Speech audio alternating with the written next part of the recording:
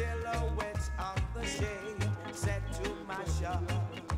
You're on the wrong guard. Silhouette, silhouette, silhouette, silhouette, silhouette, silhouette, die, oh, silhouette, silhouette, silhouette, silhouette, silhouette, die, oh, must come to your house with wings on my feet.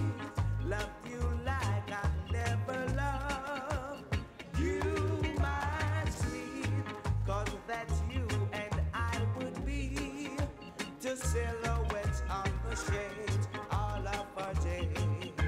The silhouette, silhouette, silhouette, silhouette, silhouette. Oh, John, I want you to meet the head of our trade promotion organization. John, he's a senior executive with Oppenheimer. And he's, so he's going to great funds for Jamaica. Come along, yeah, and dig my song. And you saw David Carter? Too much wagonist, Okay. too much antagonist. Wolves and leopards are trying to kill the sheep and the shepherd. Yeah. Wolves and leopards are trying to kill the sheep and the shepherd. Yeah. Too much informers, too much steel bearers, too much informers, too much steel bearers. Time to separate the sheep from the wolves. We're at the crossroads, and this is the time of decision. Too much informers, too much steel bearers, too much informers, too much steel bearers, yeah. Whoa, yeah.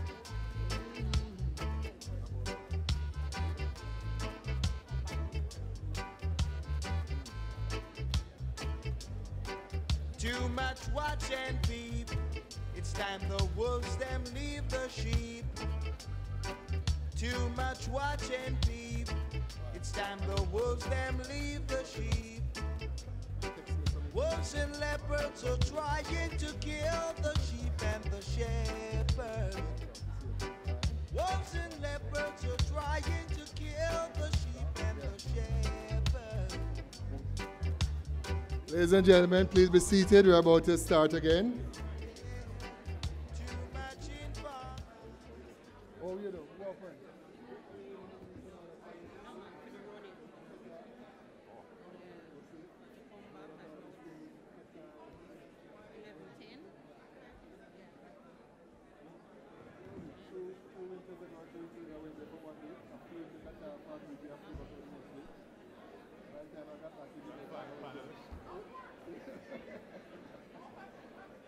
I just prayed for one day. I was on a board of directors and everything. Where is from here? Yeah? No, it's on both sides. I'm Paul. Paul is good. We need change of glasses. So everybody's overseas. Looking for my panelists.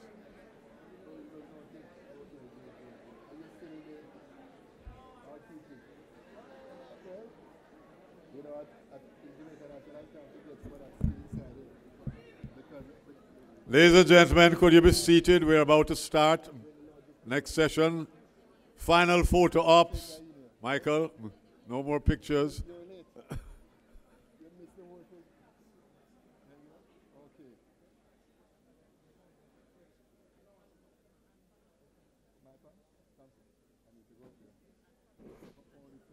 Could I ask the panelists for this session to join us up here? Name them.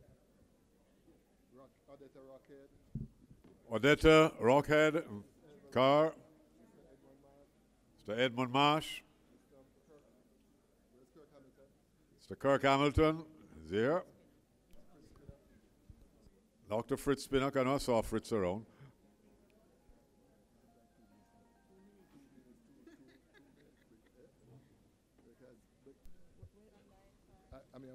time for the engagement, the discussion. So let us just run the 2 minutes. My brother.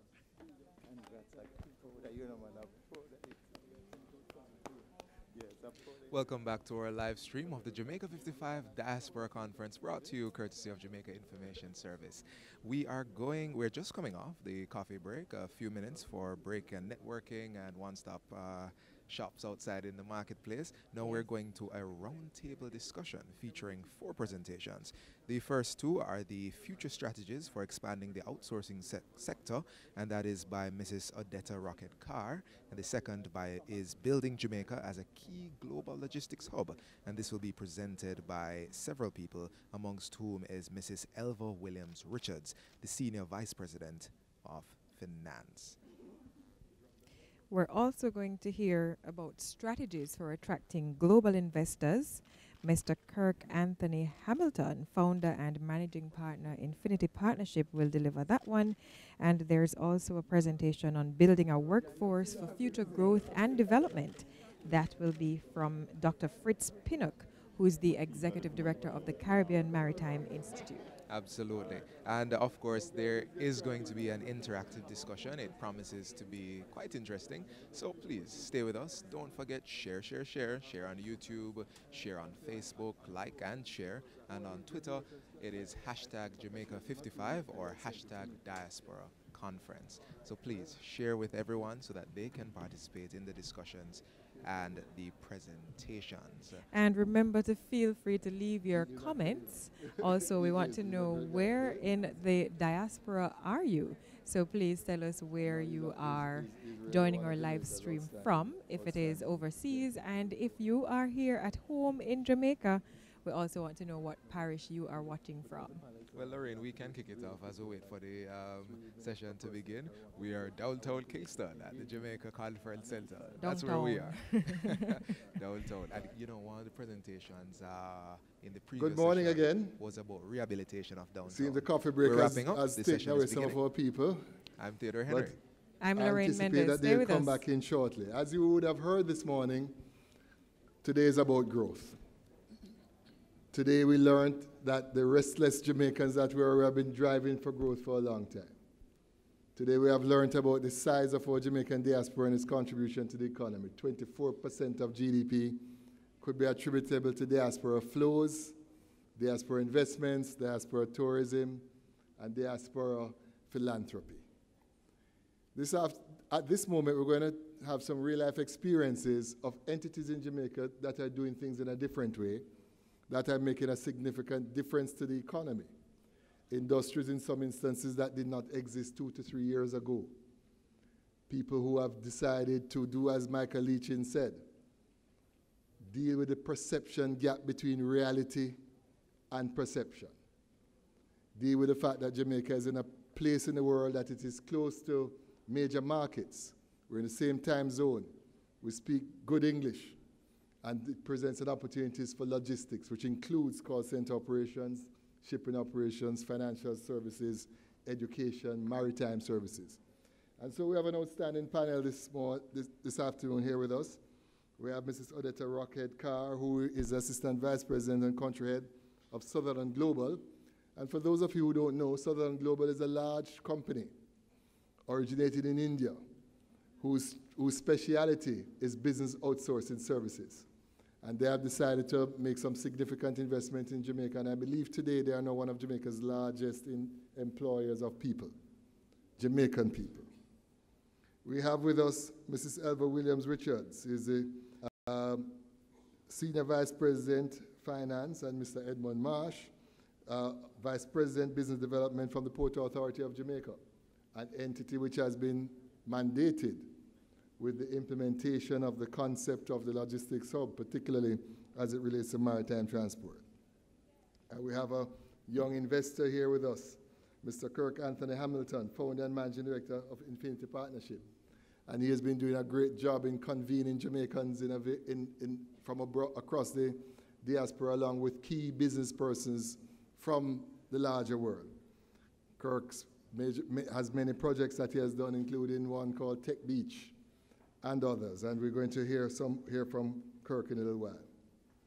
And we have Dr. Fritz Pinnock, what I would call an entrepreneurial, innovative educator, who has taken the Caribbean Maritime Institute, transformed it into a university, has created an organization which has produced jobs for Jamaican persons in the area of logistics, security management, maritime services. His graduates are employed like instantly upon completion, and they are found all over the world. Fritz Pinnock, I would say, is one of our great Jamaicans who's doing a fantastic job in the area of education. And so, with that said, we're going to ask each one of our panelists to make a brief presentation, because I want to leave enough time for you to engage with those panelists and to ask your questions. And so I'll start with my immediate left, with Mrs. Odetta Rockhead, who is a great speaker. Thank you. Odetta.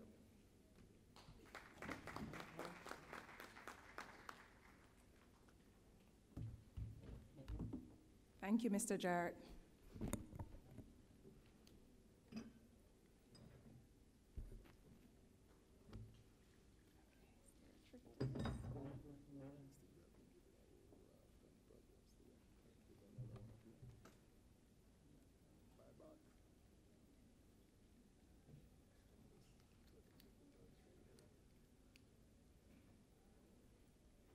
There was another one we had earlier. The same one? There are two.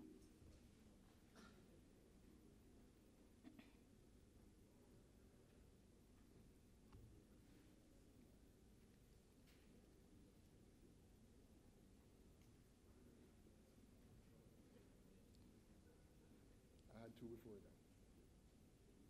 One worked and one didn't. Okay.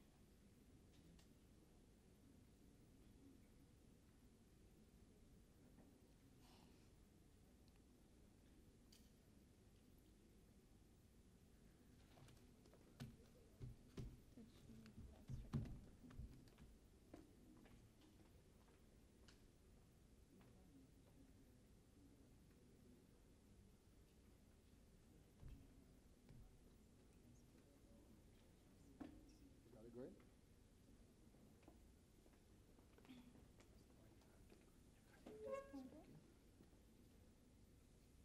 We're good? Right.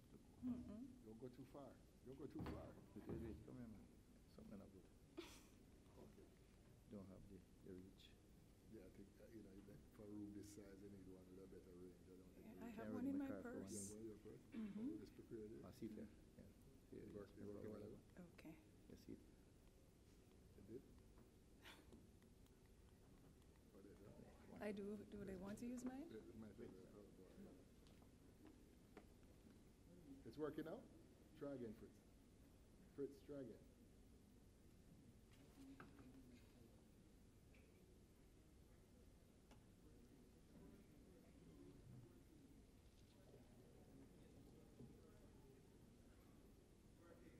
Working out?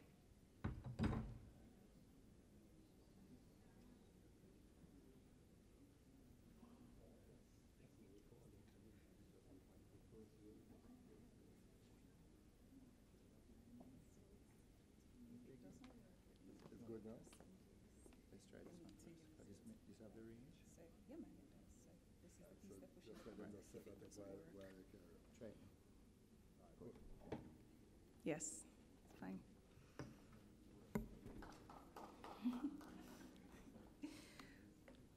Now, for me personally, job creation and nation building has been a passion.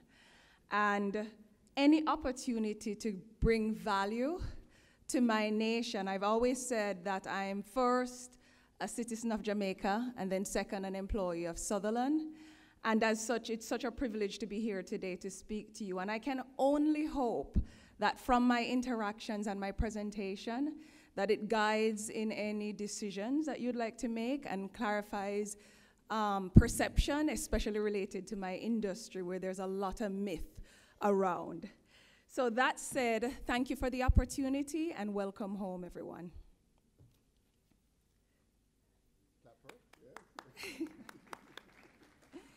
Now we'll cover briefly outsourcing defined, why outsourcing and why Jamaica specifically, outsourcing potential for us here in Jamaica, what stands in our way, the biggest industry threats, and the strategies for sustainability, because there are a lot of questions as it pertains to that. And in speaking to this, I'm looking forward actually to the interaction segment, so let me leave it right there. So let's talk about outsourcing and introduce the subject. Outsourcing, simply defined, is giving to a third party things that you really don't want to do yourself. Now, let me use a practical example. Everybody's familiar with Delta Airlines, right? Their primary objective is selling tickets. It's not paying their staff, nor is it helping someone who is having difficulties on the back end from a customer service standpoint. So what they do is they focus on their core business and then outsource everything else to companies like Sutherland or other outsourcers who are experts in this area and can optimize and provide a better end product. So in general, that's what we're talking about today. There are about 40 entities in Jamaica with about 24,000 employees that's tied to outsourcing. And what's important for everyone to know is this industry is not new. I've personally been in it for 22 years, and I didn't start when I was 4. And it's an industry with a company I was with before that's been here for 30 years. So it's not new, and we're very experienced and capable to take it to the next level. There we go. So why outsourcing? Now, this is general information. Most think the primary reason for outsourcing is labor arbitrage. Of course, low cost is a factor. But when you talk about Jamaica, you move into a different arena. You're talking about high quality, easy communication, on-time delivery. And then what is important to note as it pertains to Jamaica is the fact that cost, while this is a misconception out there, is not the primary driver why companies come here from an outsourcing perspective. Bluntly put, we're not the cheapest. India is cheaper, the Philippines is cheaper, Santo Domingo is cheaper. So they don't come here because we're the most value or the biggest buck for the dollar when they're looking from an investment perspective. What we have that allows us to differentiate ourselves from every other outsourcing territory is our people. Our highly educated, adaptable, and trainable workforce. And the numbers speak for themselves. When you talk about who is outsourcing, if you look at the Forbes 500 top 10 companies, 100% of them are outsourcing. And in my career, I've personally worked with 3 of them in different ventures. And these are the companies that's taking their work here. And from a performance standpoint, Jamaica excels doing the same processes when compared to all the other regions that I just mentioned. That can only be attributed to our people. Now, there's some obvious things. We speak clearly. Everybody loves our accent, right? So think about a bad situation that you're calling about on the phone, and you meet the Jamaican accent. You know what's asked typically? Oh, wow, do you know Usain Bolt? Or, oh, I was in Jamaica on vacation. And obviously, the result of that is a much more tenable and positive situation. The exposure to the North American and European culture, which I must give credit to the diaspora for. When I was about 6, I remember getting barrels from overseas, right? And in those barrels were products that were consumed in the US. And because of that affinity with the products, for the companies that we're serving today, we're able to better connect, to identify with the products and sell them better. Let me give you a practical example. Many years ago, I was launching a gym product in the Philippines. I was launching the same product in Jamaica. In the Philippines, I had to be teaching people what a dumbbell was because culturally, it's not something that's familiar. In Jamaica, we know what a dumbbell is, right? So the learning curve is obviously shorter. And last but not least, we're a business and a vacation destination. Very few territories on this globe can claim that. Now, what is the potential? Everybody has been asking recently, oh, the government now has this as a priority. Is it able to deliver the results that are being talked about? Let me put it into perspective with this one slide. AT&T outsources 100,000 jobs globally. And we're not talking about basic call centers, because that's another misconception. We're talking about tech support all the way up from when it comes to value-added services. We have 2,000 of those 100,000 jobs in Jamaica. So just to show you the potential of the industry. And I'm not talking about the Amazons and all the other companies I mentioned are the top 10 on the Forbes 500 list. The industry does have the potential to double in 5 years. Now, my numbers are a little bit conservative. You know why? It's what I'm going to talk about next. We cannot continue to bring in BPOs that are focusing on low-end jobs that will become obsolete in another 5 years. In order to move up the value chain, we have to identify those BPO companies that are aligned with us on that, and that is why the growth, in my estimate, is a little bit more conservative than most. Now, what is standing in our way? There are a few factors, but you know what the beauty of it is? Most of those factors are within our control.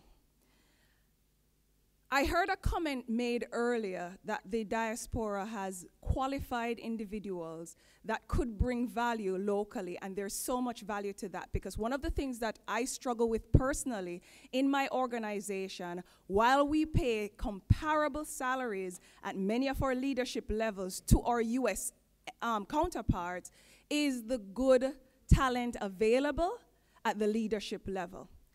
We have to make sure that we're building up our talent pool to meet what's coming where this industry is concerned. There are some basic ones: infrastructure, facility, telecom. We need to make sure those things are in place. We have a solid baseline now. I heard talks of Six Sigma earlier. We have achieved Six Sigma uptime since we have been in operations in Jamaica, and give credit to our infrastructure for that. The Trump factor, I often hear, okay, now that the President of the United States is against this industry, which is the perception, will it last the test of time? Go back and look at the last 3 candidates and the last 3 presidents. They had to be against it. If they weren't, they wouldn't seem nationalistic, right? So that's a given.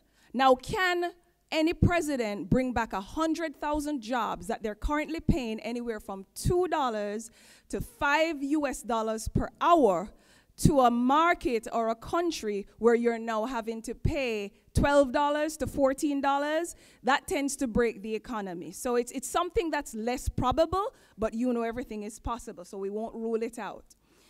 And we need favorable economic policies. Now, I deliberately left out 2 on that slide, and it's the 2 that are outside of our control, but we need to take a lead in making sure we're preparing for it. And that's RPA, which is robotics, and AI, which is artificial intelligence. And I'll speak about that briefly, and then I'll go into my wrap-up. Now, the biggest industry threats for us right now is RPA, which is robotics. And defined quickly, it's software that automates manual, repetitive, and rule-based human activity. AI, on the other side, is a little bit more advanced, because this one can actually learn as it's going along. So the perception of what I do in my industry is call center. By the way, about 50% of my employees don't handle a phone, so that's a misconception in itself. But there are some BPOs which 100% of what they do is on that lower level. I can tell you off the bat that every forecast that has come out confirms that 50% of those jobs will be eliminated in the next 5 years. But jobs in general are, and I don't like to use the term at risk, because I see so many advantages to this, but we have to face reality when you now have carless drivers, right?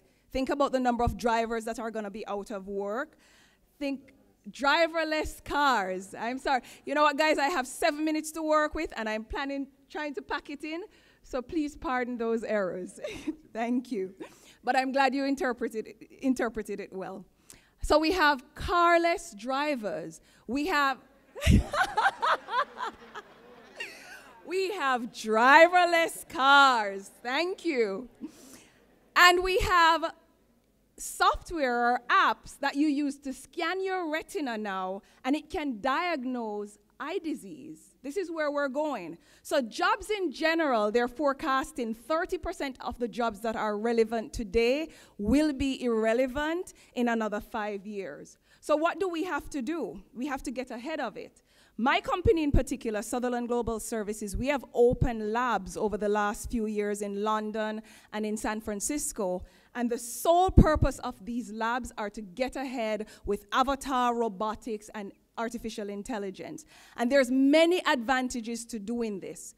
But we need to figure out very quickly what the strategies are to sustain the industry so that those growth numbers that we're talking about are not compromised.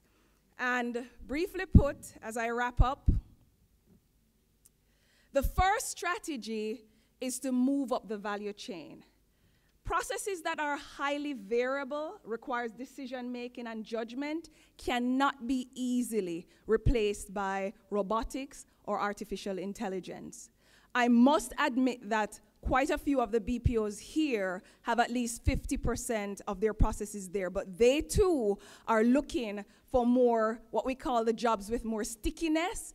We have a lot of F&A, finance and accounting, HRO, legal outsourcing, IT outsourcing, tech support. Those things cannot easily be replaced by AI or robotics. We need to develop our human capital. I spoke to that. I won't go into a lot of details, but if this is the industry that's going to create the type of growth that we're talking about, we need to get the educational system behind us. We're partnering with HEART on several initiatives to revamp recruiting and training, and those are in progress. And we have recently launched an associate degree with the Portmore Community College, and we also signed a MOU with the University of the West Indies looking at degrees in BPO. Because for me, hiring local leadership, and I want to keep leadership Jamaican, which can, as I heard earlier, satisfy this higher level that our clients are used to, like the Microsoft, the Amazons, the Walmart, the Googles of the world.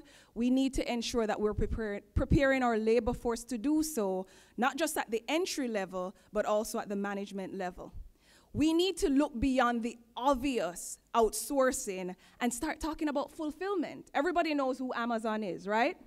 Now, Amazon has fulfillment centers all over the US. We're so perfectly located to be able to fulfill the Caribbean. And we could create so many jobs here if we create fulfillment opportunities here that have shipments for Amazon leaving here to nearby territories. We also need to look at assembly. And last but not least, we need to make sure we're keeping costs down by managing our telecom or utilities and any taxes that could be put onto this business. So in wrapping up, what's critical that's outside of our control is going to be fixed with this quote: never stop learning because life never stops teaching. The only way we're going to combat AI and robotics, which is the biggest risk to many of our industries, is to continue to teach our population to move as the punches roll. Now, I'm going to debunk 3 things before I leave the podium. Is this industry a fly-by-night that just came up? It's 30 years old, and it's been here creating several jobs over time. I've answered that. Does it exploit labor or entry-level positions, and I'm speaking for Sutherland now, compares to that of a teacher or a nurse from a salary standpoint? And what's required is less qualification, and leadership rivals any other local company that has a strong reputation. And last but not least, is it sustainable? And I've spoken to that as well. It's 100% dependent on us. How we move forward will determine how long the BPO industry is here. And because it's the industry identified that has the ability to create to create thousands of jobs within a short time, I'm confident that the priorities will be placed in the right direction. Walk good, everyone. Thank you.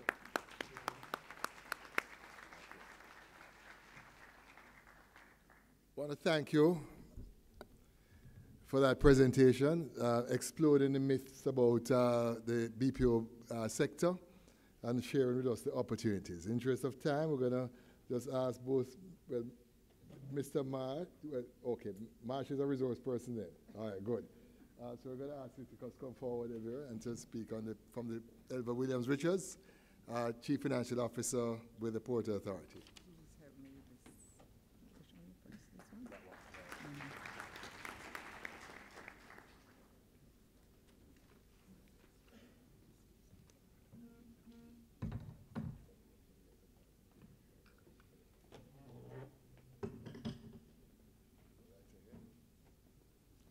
Thing isn't working.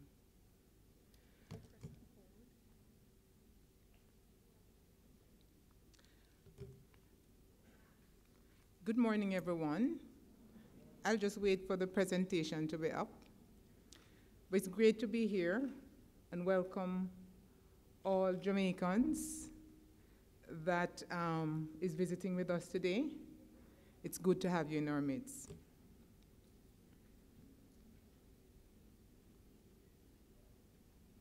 Okay, so I'll be speaking today about building Jamaica as a key global logistics hub. Thank you. The government, as you had heard before, has made logistics one of its key economic growth and job creation on its agenda. Port Authority of Jamaica, in its role as regulator and developer of port infrastructure, is a key strategic partner in the logistic initiative to make Jamaica one of the main hubs of the region. So I'll just briefly remind us all what is logistics. Logistics is merely adding value in the supply chain by preparing goods for the final consumer. It's really taking the goods that pass through Jamaica, the things that come in containers and otherwise, and you pick and pack, you package them, repackage them, labeling, you reassemble them, mix and sort, and ship them off to their final destination. There are certain key essential elements that make logistics work. You have to have an efficient custom procedures. You have to have effective transportation mode and reduce, and I would not say cheap, but competitive cost. You have to, it is important for us to have connectivity, very, very important. So where does Jamaica stand? And why do we think Jamaica is ideally suited to be the main hub? And I did spoke earlier on about how central Jamaica is. We are blessed with a geographic location. We're right in the middle of everywhere. We're like the neighbor that you have. You know, you have that neighbor you wish you would not see them every time you turn around. That's Jamaica. Anywhere on the map you spin, it's bullseye. That's where Jamaica is. We are geographically located. We have global connectivity. But it also spoke earlier on about the diverse education pool that we have. We're the largest English-speaking Caribbean island. And yes, we have infrastructure. We have a road network, and the government continues to expand and develop these. Importantly, we have stability in our democratic elected government, and we have a stable political system, and that makes us ideal. In terms of connectivity, on the map global you see, that center, we're really the center of the universe, I love to say. Now, let us look at what we have here in Jamaica that will build the synergy that we require. I spoke earlier on about the interconnectivity. And I would be amiss if I do not mention Caribbean Maritime Institute, a fabulous institution. that has been training. If you can put logistics with Fitz. That is his name. He has been expounding this for many years, and we have a trained labor pool for that. Now we speak about, we have lands available. There's Caymanas. We have the port in Kingston. We have the airport. You talk about interconnectivity, pretty close to each other. I can't think of anywhere in the Caribbean that has that. Importantly, as I mentioned earlier, we have our population is within close proximity to all of this. We speak a little bit about Port Authority.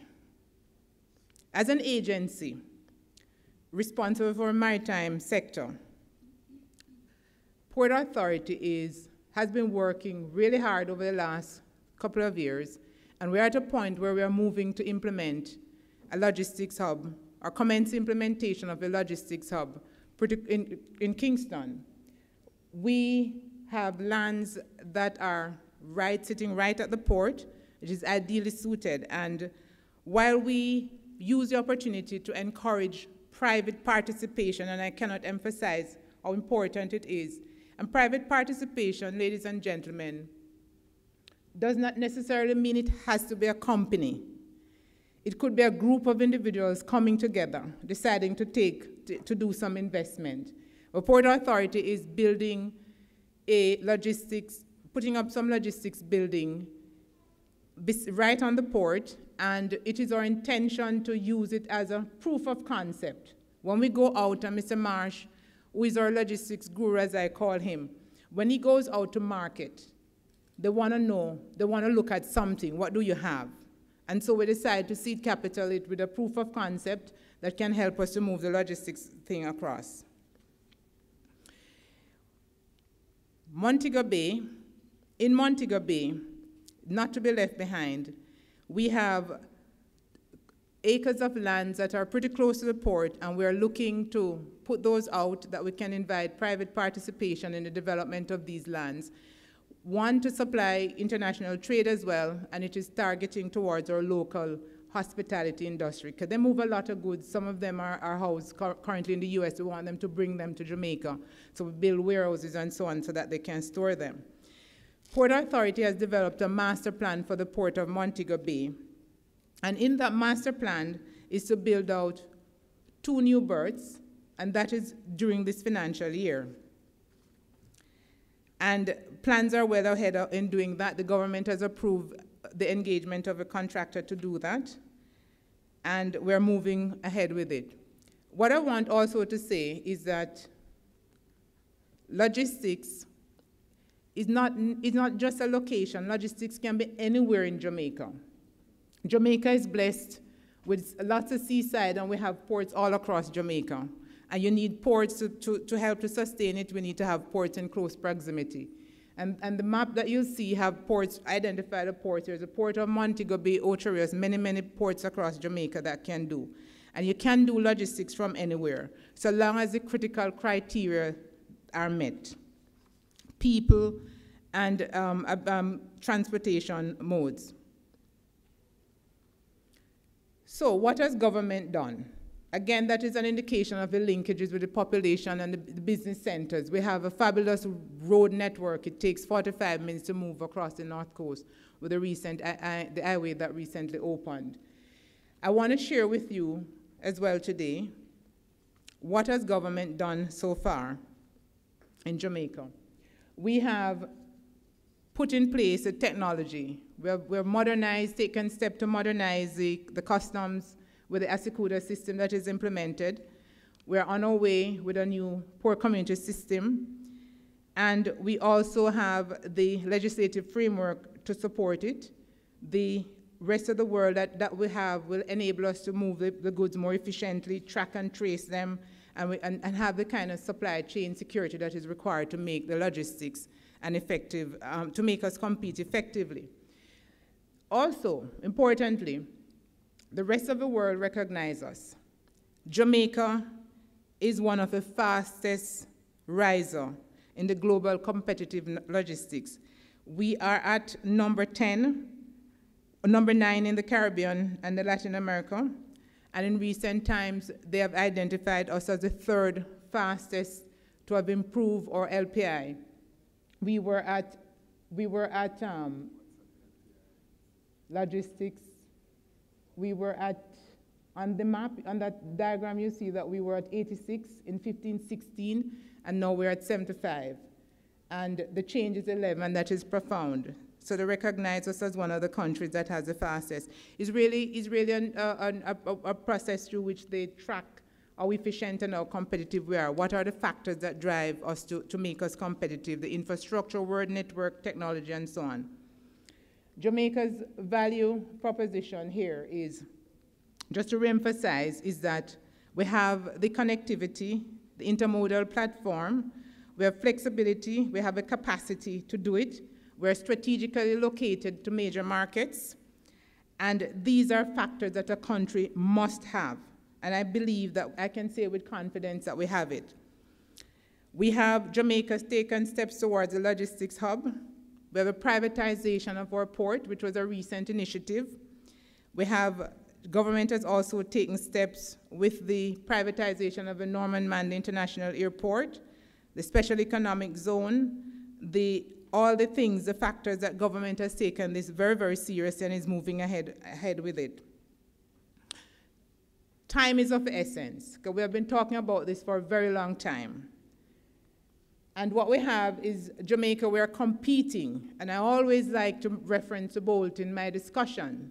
He's an athlete that we all are very proud of, and has demonstrated that his races are linked to time, and he has done us proud. We're competing with everybody else. It's not that they're waiting on us, and therefore we need to recognize it, and we have recognized it, and as a port authority we have.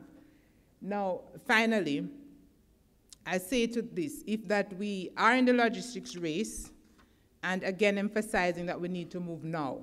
This is my favorite race with Bolt in 100 meter, is moved away from a pack, and that's what Jamaica, that's what we're geared towards doing. I thank you very much, and I do look forward to the question and answers, and I wish you all the best. Thank you very much. Thank you.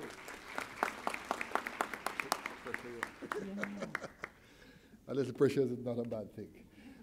Thank you very much for that presentation. And just to give us context, because I know many of us are saying, well, we're not going to invest in a port, but the logistics facilities creates opportunities around. Call centers require people to live in them. So you need residential accommodation, you need food, you need a great deal of businesses to support these industries. And so while you may not wish to invest at the multi-million-dollar level, there are various levels of participation. And so with that said, I want to introduce young Kurt Anthony Hamilton, an entrepreneur, investor, and community curator, as he calls himself, to speak to us about what he has been doing. Kirk?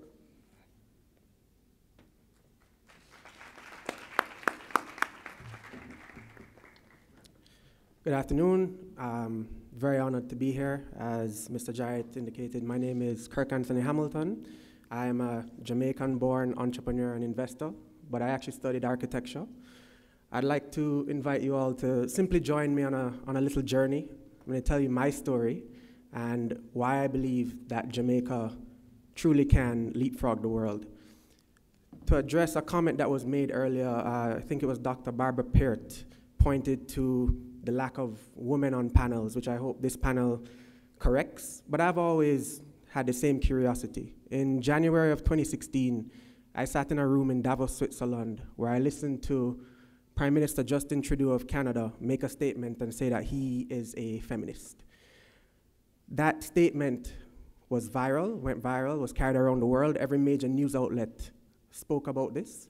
And we're sitting right here in a country that somehow has managed over a long period of time to answer this question of diversity. Major corporations around the world are struggling with this, but for some reason we haven't managed to package this, capture it, and sell it to the rest of the world. So I'll tell you a bit about me and how I arrived at this place today. In 2013, I had a very unique experience where I went to a summit in South Africa. At that summit, I encountered people like Richard Branson, Ariana Huffington, Kofi Annan, you name it, they were there. And I came to a realization while I was there that, if I was sitting in Kingston, it was very unlikely that I would meet any of these people. Beyond that, I met a group of young people from around the world who are all doing just simply amazing things, starting global corporations, sitting on boards of, Fortune 500 companies, starting wonderful NGOs and such. And again, I realized I wouldn't meet those people if I was sitting in Kingston. One of the most empowering things, though, that happened when I was in South Africa is I met a very interesting group of people, which were the young South Africans, all under 30, who all spoke about the next generation. No matter how successful their business was, they always spoke about the next generation and their desire to empower them. And again, I had the thought that if I was talking to my friends in Jamaica or the Caribbean or even the US, I probably wouldn't hear that. And one of the most important things for me with those young people was simply the fact that they had grown up in a cycle where they experienced transformation, which Mr. Lee Chin points to very often. I'm a part of the opposite generation. I'm 31 years old. My generation has never experienced growth in this country. So talking to people who could tell you at 7 and 10 years old they were growing up in absolute poverty, and at 27 and 28 they were buying homes and building companies, was extremely inspiring for me to come back to Jamaica and try to do something different. So I came home with a new passion and a desire to bring a group of people around me. Initially, it was somewhat selfish. I wanted, I have my own desires of a certain level of success. But then I realized that, Jamaica on a whole and the Caribbean were lacking in this space, and that if I was able to convince these people to come and participate in a conversation here, that it wouldn't only benefit me, it would be to the benefit of the larger population. So we started to do this in 2014.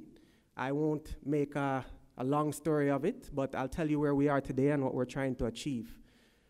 Essentially, we're trying to spur an entrepreneurship and innovation revolution through Jamaica and the Caribbean by bringing together the global ecosystem with the ecosystem that we've created here.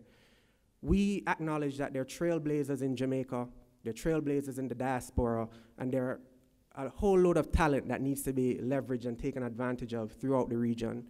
But for some reason, we've missed out on the opportunity. And so what we've gone on a journey to do is essentially connect and highlight the best in the Caribbean and the best in Jamaica. I'm a son of the Caribbean, by the way, guys. I always point to it. My family moved to Barbados when I was 12 years old. So in that, we have highlighted some of the best in the Caribbean, and we're trying to position them with the best in the world. And we're identifying opportunities for disruption, industries that are ripe for disruption, for global players to come and partner with local players and essentially make a profit. So I was asked today to come and talk about essentially rethinking Jamaica and revisiting the concept of what it means to do business here and how do we attract a certain level of investor. What we have done is to essentially reimagine the whole thing. And we're trying to sell the world an image of Jamaica that in some cases, if I'm being honest, doesn't quite yet exist. But in many cases, what we're doing is highlighting above the noise these very specific entities and individuals who are doing amazing things despite all the conditions that I'm sure have been discussed over the last 2 days and will continue to be discussed. And when we put those folks on a platform against, the best in the globe, it starts to send a new message. So to our credentials, as I stand here today, we have seeded over $300 million in investments and deals for Jamaica. In January of this year, thank you.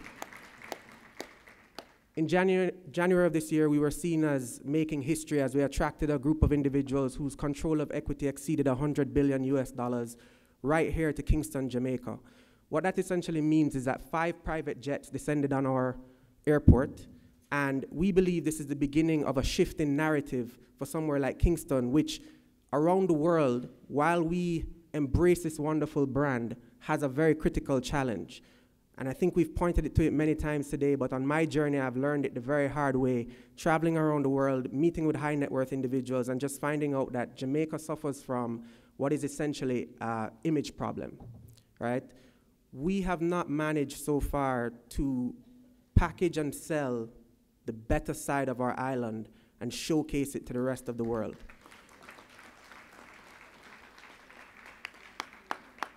So what we're in the space of doing is creating platforms that attract wealth, innovation, influence, and big media to our island to, again, help to shift the narrative. And the hope is that we can drive a paradigm shift in the economic outlook of this country that we all love so much. So I'll share just a couple more points with you in terms of how we've been packaged, and you know, in some cases we've just been very fortunate. But in 2015, our brand was honored by President Obama for the work that we're doing at the White House. In addition, we were recognized by the World Economic Forum at their annual meeting in Davos in 2016. So we are finding our way into the place where the world's influencers are seated and sharing with them a story of a little place called Jamaica that is filled with opportunity, but somehow just hasn't managed to capture it economically, but that anything is possible. So in December of this year, we have a group of individuals already committed to come into Jamaica whose control of equity already exceeds 25 billion US dollars. And these folks all operate in the technology and innovation space. So Odette pointed to something very important earlier, right? We are living in a world where there are people whose commitment in their daily life is to figure out how to make a car drive on its own. There are people in the world who are trying to figure out how to ensure that someone doesn't need to pick up the phone to answer an elementary question. And so if Jamaica was to continue on the trajectory that it's on, to an extent it already happens, we'll essentially get left behind. But what we're hoping to do is bring us into the forefront. And we firmly believe that based on where Jamaica is, we can actually leapfrog the rest of the world in terms of attracting certain technologies and innovations and investments, adapting them, and utilizing them to our benefit. And before you know it, hopefully Jamaica will be leading the world. So thank you all very much.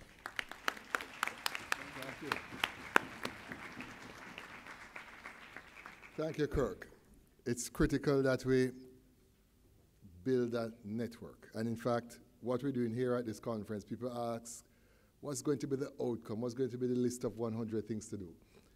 The real thing to do is to build a network, for us to use this opportunity to connect with each other and then connect with our communities that we live in so that we can create value. And that's what Kirk is doing in his way.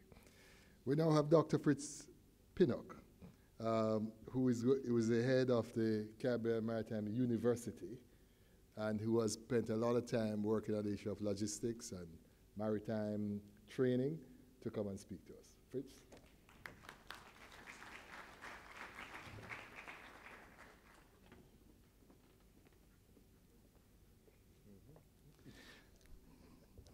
Good morning, ladies and gentlemen. It's good to see all you beautiful people here. Thank you. Building a workforce for future growth and development. I like a quote by Jack Welch which said, if the rate of change externally is greater than the change internally, the end is near. Business Insider have said that by 2020, there will be 10 million autonomous vehicles on the roads in the world. IEEE has stated by 2040, which is less than 25 years from now, 3 out of every 4 vehicles are going to be autonomous. Isn't this frightening? That vehicles that are driving themselves using their own intelligence. So there's no more need for the steering wheel. Driverless cars require the driver to give navigation input, but not needed for the operations at any time. This will lead to the redesign of vehicles to look more like homes and offices, living room chairs, no dashboard, you turn it around. These vehicles are going to replace the millions of humans who have jobs driving from point A to point B. This will be another major disruption. We're just talking a few years out. The focus will no longer be, as I said, on the driver experience, but now the rider experience. We will use cars as a pay-as-you-go. What will this mean for us? No need for this number of parking garages. You know, parking office at the office, you can now change that into play area, recreational space, or expansion. How many prime real estate Jamaica National has can now turn to that. Many people look at the factories of the future and shudder. They will not be full of grimy machines manned by men in oily overalls. They are becoming squeaky clean, almost deserted. Most jobs will not be on the factory floor, but in the offices nearby, which will be full of designers, engineers, IT specialists, logistics and supply chain experts, marketing staff, and other professionals. Manufacturing jobs of the future will require more skills. The revolution not only affects how things are made, but where they are made. Factories used to move to low-wage countries to curb labor costs, but labor costs are growing less and less important. A first-generation iPad had a price tag of $499 including only about $33 US of manufacturing labor, of which the final assembly in China accounted for $8. Offshore production is moving back to rich countries, not because Chinese wages are rising, but because companies now want to be closer to their customers so that they can respond more quickly to changes in demand. And this justifies why Jamaica is positioned as a global logistics hub. For us to take advantage of the near-shoring opportunities through special economic zones by being so close to the North, Central, South America, and the African continent, an 800 million population. We have moved from the age of mass production to mass customization. This creates value-added opportunities in the global supply chain, so eloquently spoken of by Lady Elva. The lines between manufacturing and services are blurring. Rolls-Royce no longer sells jet engines. It sells hours that engine is thrusting an airplane through the skies. Last year, something very important happened. An artificial intelligence computer called AlphaGo became the first computer Go program to beat the world's best professional Go player without handicaps on a full-size 19 by 19 board, 4-1. Go is a game that is 1,000 times more complex than chess. It is interesting to note that this computer AlphaGo did not work like the Deep Blue computer created 20 years ago. 20 years ago, Deep Blue beat the world's best chess player. This was built to be the best chess player by combining algorithms and then making them know the games that were previously played. Basically, it was just quicker than human. What they did with AlphaGo was to show it just a few Go matches. From those few Go matches, AlphaGo deduced for itself the rules of the game. Once AlphaGo deduced the rules of the game, it started playing against itself millions of times, AlphaGo versus AlphaGo. Matches are now outstrip humans. The Korean and Chinese Go associations awarded AlphaGo a prize. They could not give the prize as a human. The prize was given for two reasons. The first one, it demonstrated that it was a competent Go player. What they refer to it as it, he or she, it. The second reason is that AlphaGo had reached a level close to divinity. This is what they have said. This is saying for the first time we have a computer that is better than humans. AlphaGo is just a demonstration of what you call deep mind. Thank you, referred to by Odessa. Deep mind is more profound than this. It can learn just about everything. In a few weeks, a computer can become better than humans in many tasks using deep mind. Artificial intelligence and machine learning, which are for most tasks better than humans. The question is, how are we going to adapt to this kind of future? One thing is certain, if tasks are going to be automated, we're going to have lots more free time. This happened after the first industrial revolution. After the introduction of steam engine, the cinema and music industry was built. This means that a lot of tasks are automated and people will finish their jobs and have much more time for other things. Let me just move quickly. Let me look quickly at a list put out by LinkedIn, and I like to call LinkedIn the grown-up Facebook. There are 10 skills, and I want to highlight them quickly. Cognitive that are needed for now and the future. Thank you very much. 20 minutes. Cognitive flexibility, that's the first one. Cognitive flexibility. Negotiation, service orientation, judgment and decision making, emotional intelligence, coordinating with others, people judgment, creativity, critical thinking, complex problem solving. You show me the curriculum of any of our universities or tertiary institution, and if you find these listed on it, I say kudos.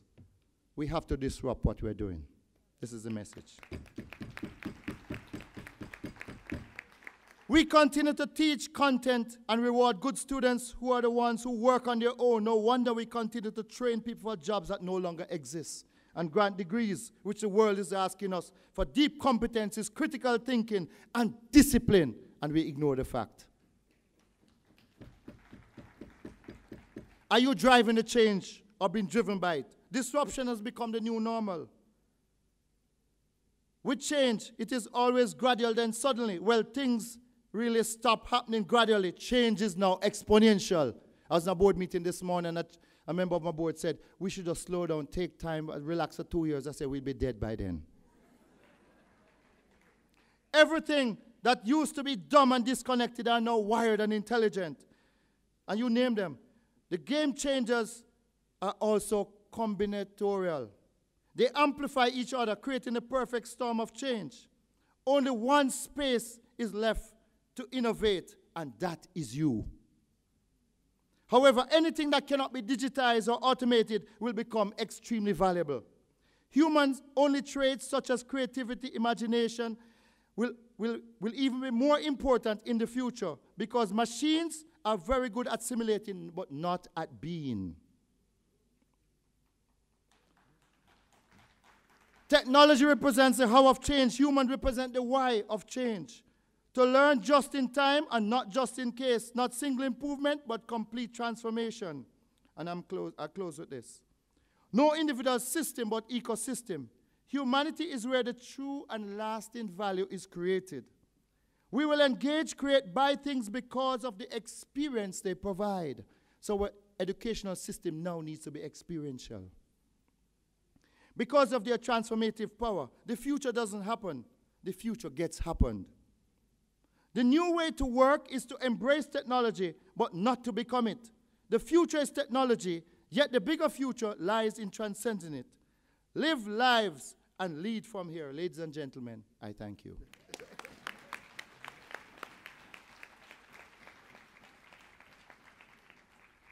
I've never had such an obedient presenter. Thank you so much. As I listen to you and talk about those driverless cars or carless driver, it struck me that that means less crashes. Yes, that's why I said that means less doctors working on certain things. That means that the people in the insurance business gone out of business. That means the premiums that you don't like to pay each year for car insurance gone. It's a changing world. And I think this session has shared with you some of the changing things that are happening in Jamaica. Fritz gave an overall picture, but if we had time for this conference here to visit the university that he's running, it is unbelievable to go there to see those simulators for driving boats and for, how much for these simulators again, Fritz? $1.5 million US each simulator. Simulators for driving trucks. It's an amazing college that he has built up out there, preparing the things that he spoke about for, that a university should prepare you for. He's doing it. And so we want to thank him for his leadership in that process. Thank you, Fritz. We're now going to take some questions from us. And remember, we had an earlier part of the growth discussions where we dealt with questions. So we're now behind, and JAMPRO needs to come in here. So we're going to take about 4 or 6 max. So, Bev. Good day, everyone. I'm Beverly Johnson, someone who's in logistics. So this question is really an observation for Elva. It is my view that the Jamaica's logistics space already exists. When you take the move from Norman Manley International Airport to the economic free zone at 6 miles, you can see that in itself there is a logistic hub. You have the airport. We come along the stretch, we have the Caribbean Maritime Institute, which gives aptitude training and skills. We come around the corner, we have the ships repairs man yard, and we go along the stretch, we have the bulk ports, and we go down the road, we have the financial hub, and we go further down, we have the customs house, and we go further down, we get to the port, we get to the aerodrome, and we take around the corner onto Marcus Garvey Drive and Spanish Town Road. You get the manufacturing sector, you get the AMC, and you go down to the economic free zone, which we're long waiting for and we cannot see to becoming a reality.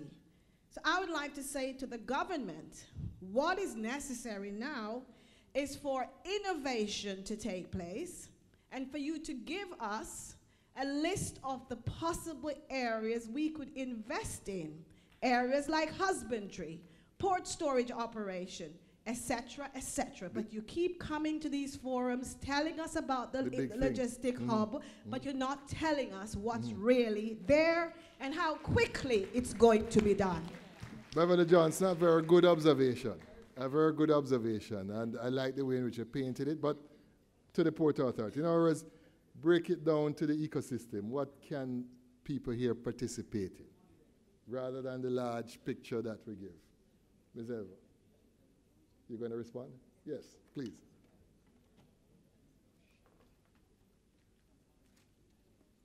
I have 1 minute.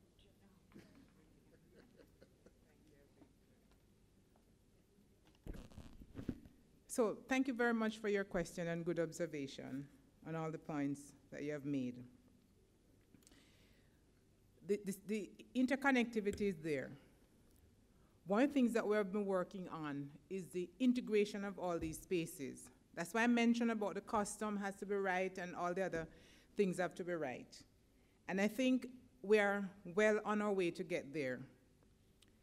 In terms of timing, an answer I recall earlier, and I said that the Port Authority intend in this financial year to commence to putting in infrastructure on the port to exceed the commencement of, and I use the word logistics, to go beyond what we are doing now.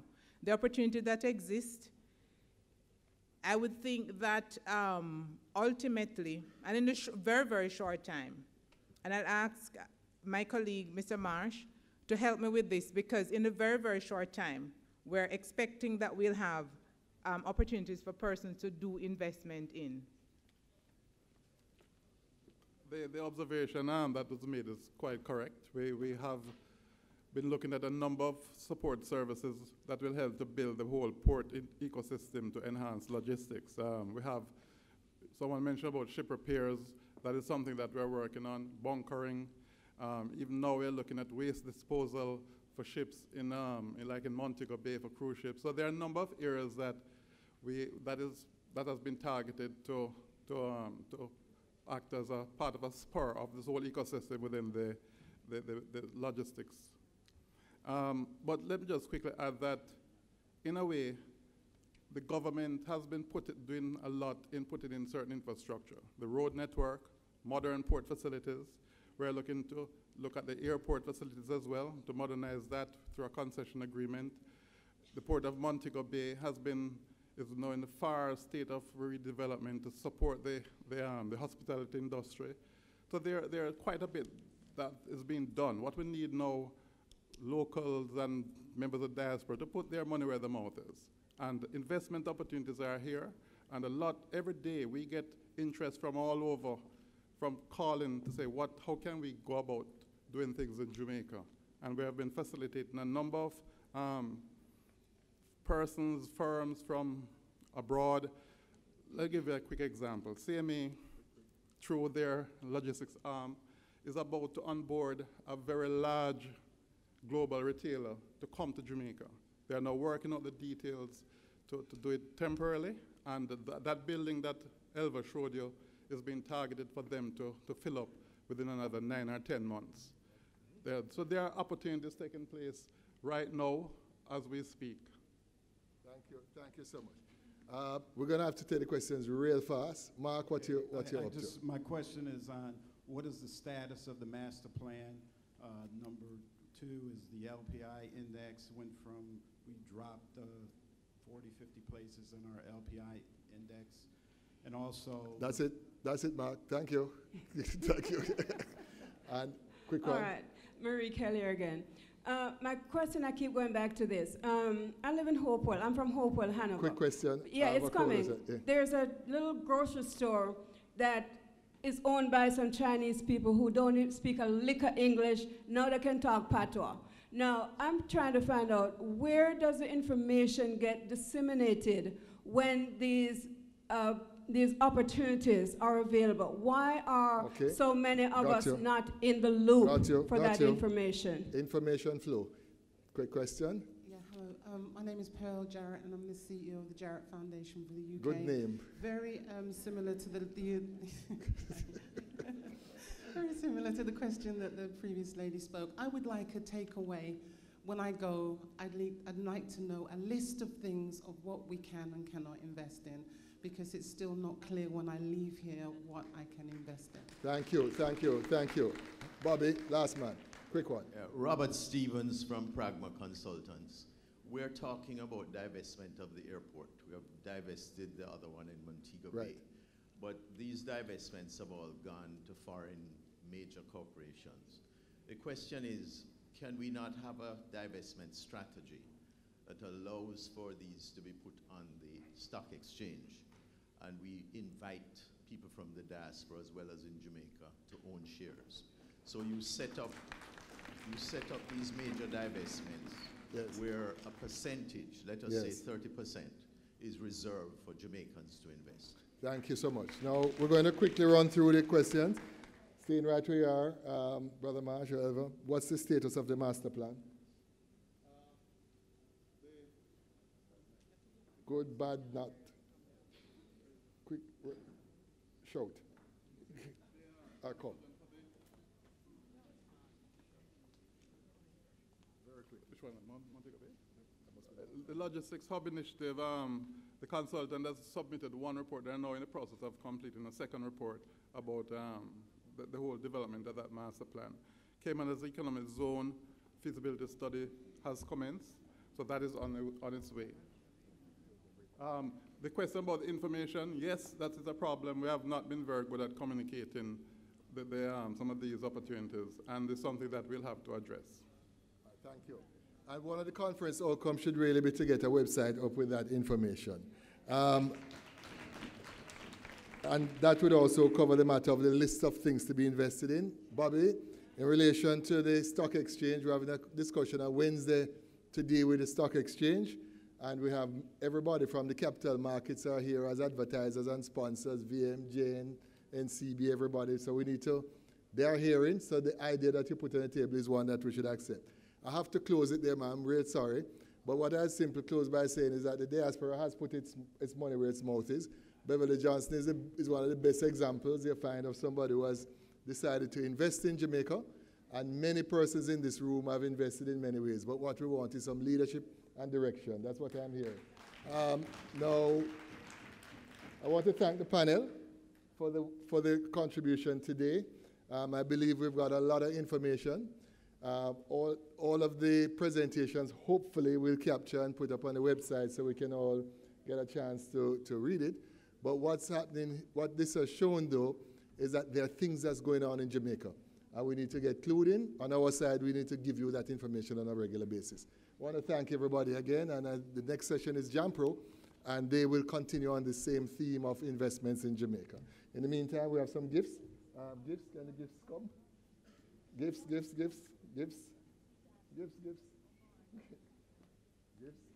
Auditor? Make a presentation. Go ahead. Thank you for your presentation. Ms. Williams?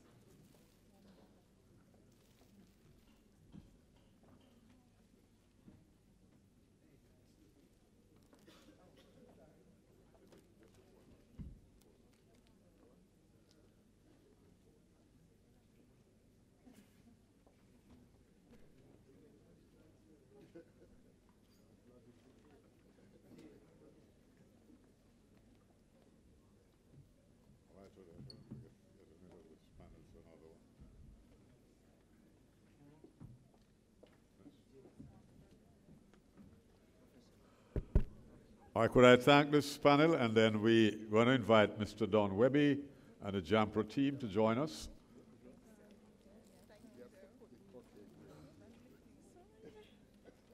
Yeah, move fast.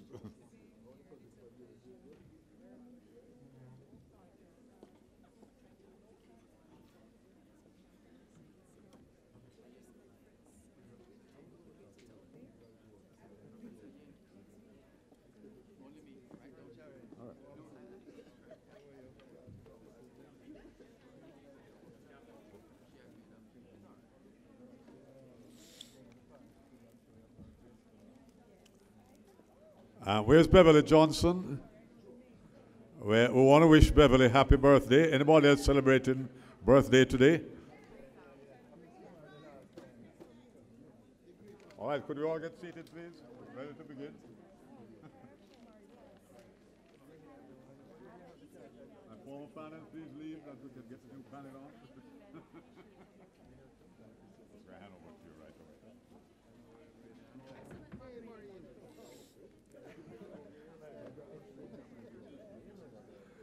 Ladies and gentlemen, this session is sponsored by Grace Kennedy Company.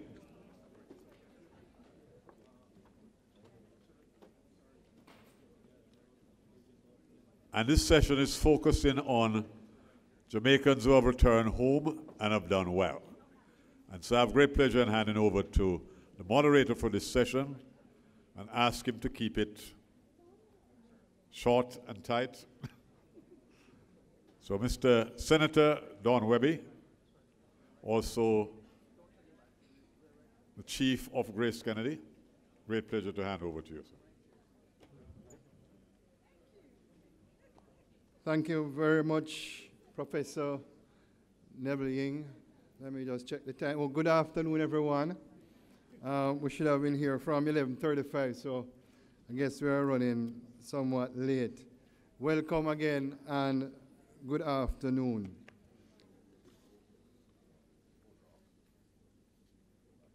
This session here, I'll be primarily speaking as the chairman of JAMPRO, and I think we have a very exciting session ahead.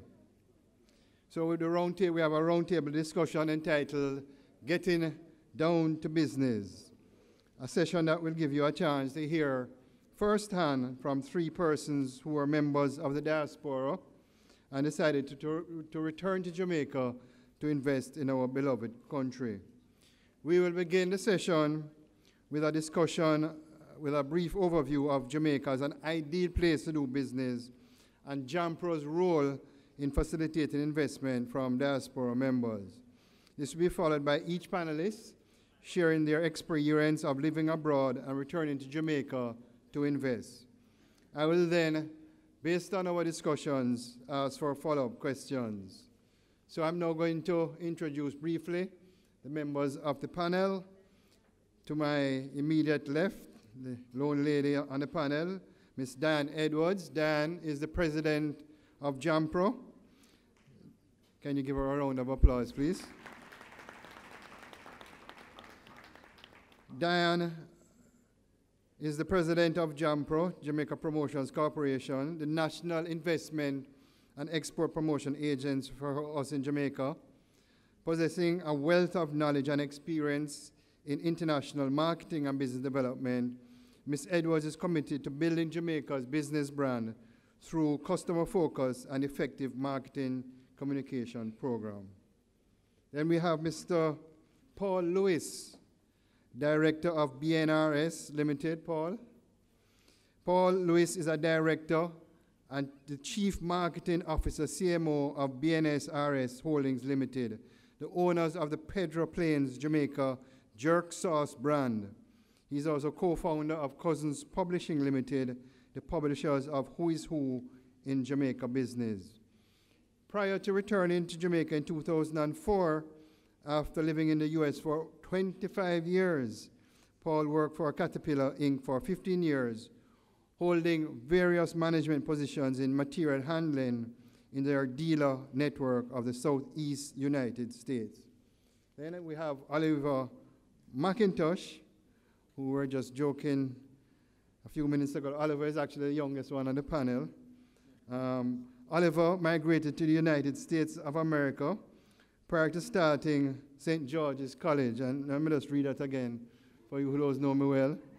Oliver McIntosh returned to the United States of America prior to starting St. George's College, the greatest college in the world, for those who do not know St. George's College.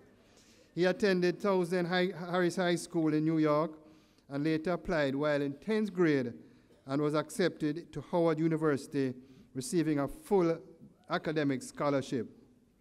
At Howard, he studied actuarial science and graduated with honors. He worked at Solomon Investment Bank in America and was the second youngest manager at Mergers and Acquisition. He also worked at Home Depot franchise. Then prior to returning home, he worked with Merrill Lynch Investment Bank as vice president. Today, Oliver is the managing director of IMC, International Media Content, the parent company of Financial Channel, Sportsmax Limited, and Caribbean Sports Marketing. Then we have our goodly doctor, Dr. Kingsley Chin. Fascinating story. CEO of KIC Ventures. Dr. Kingsley Chin was born in Buff Bay, Portland. He attended Titchfield High School in Port Antonio, and after completing passes at A-level, mathematics, chemistry, biology, and general paper, he received a football scholarship to attend Columbia University. Dr. Chin then furthered his education at Harvard Medical School and the University of Pennsylvania.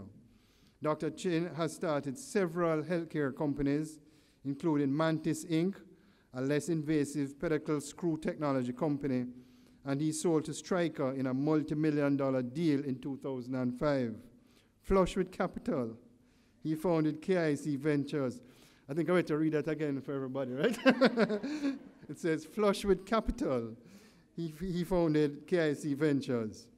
Today he has 40 patents, has 25,000 patients, completed 5,000 plus procedures, published 80 plus peer-reviewed articles, and is a professor and public speaker who dedicates 2 days each week to seeing patients, a full day to surgery, and 24/7 to the business of medicine.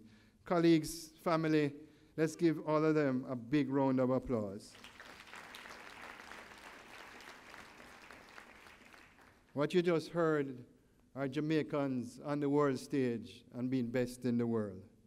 I'm now going to ask Ms. Edwards, Diane, to present on Jamaica's business environment, highlighting the ways in which the business environment reform agenda is transforming Jamaica as a place to do business and give insight in the agency's role in facilitating diaspora investments into the country. Diane, over to you.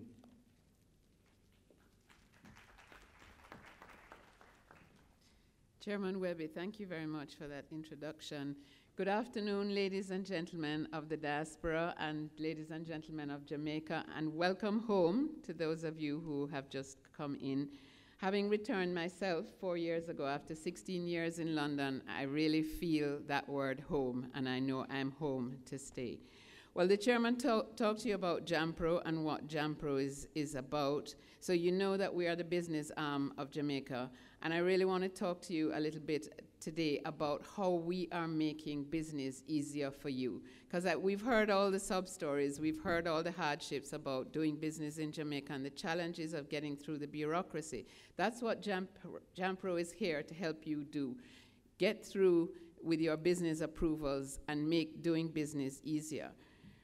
But the diaspora has been really a huge investor in Jamaica, and I mean direct investor. Right now we are working with diaspora members on such projects as medical tourism, leisure tourism, agriculture, and some of the projects that we actually implemented this year include a kidney dialysis center in Montego Bay, a transformer repair and maintenance company in Ocho Rios, a printing company, livestock farming, fresh produce, a precision device manufacturer, container cleaning, and you heard from Beverly Johnson earlier, and fashion.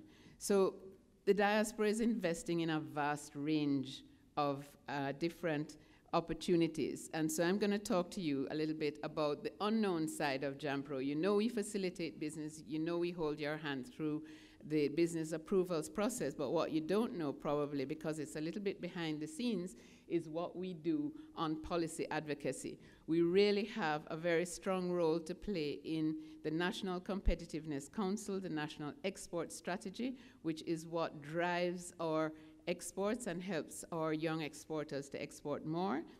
The National Investment Policy, which I'll talk to you a little bit more about, and the whole Foundations for Competitiveness and Growth, which is a project funded by the World Bank to help our small and medium-sized enterprises gear up for export.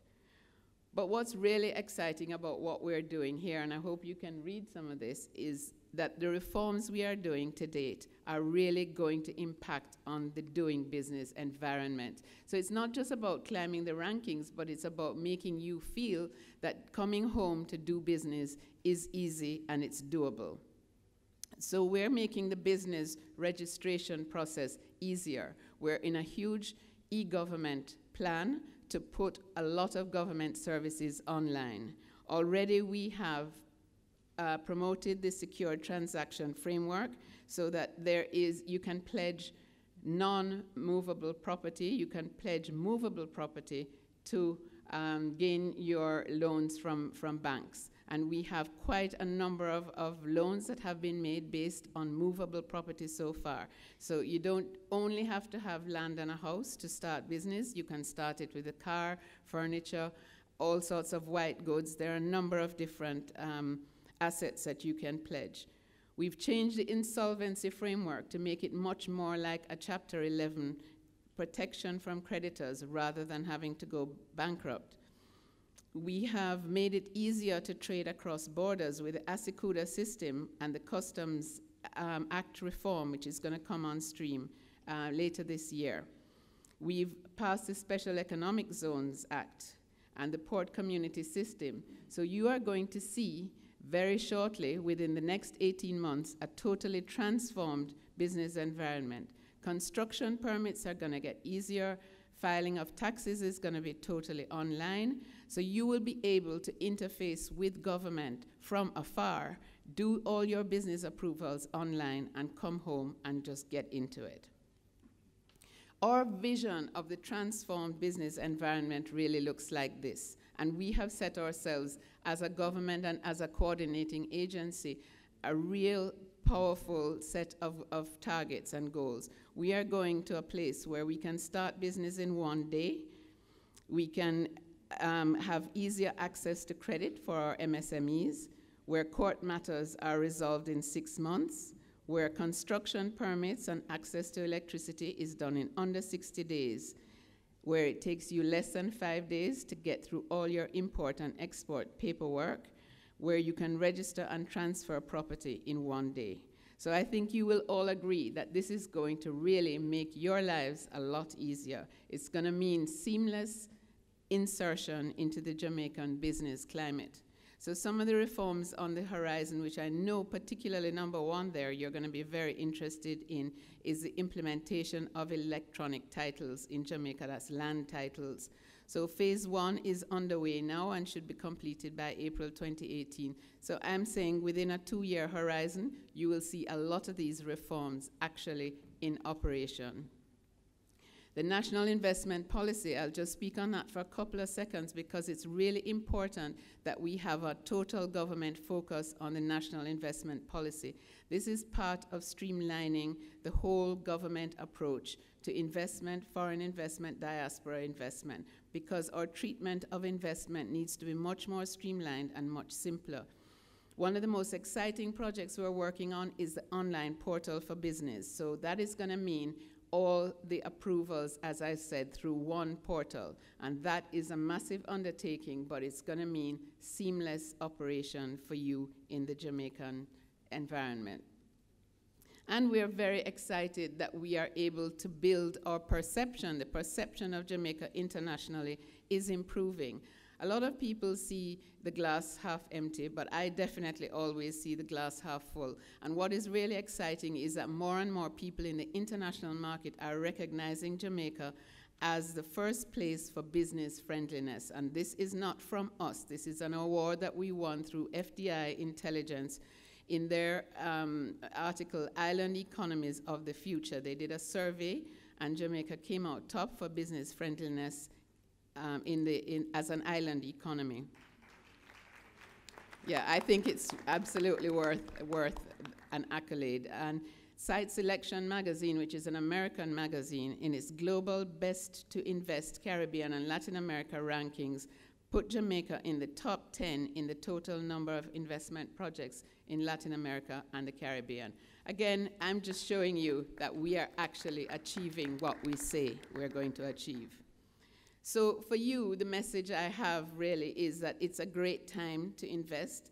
We have macroeconomic stability. We're reducing the current account deficit.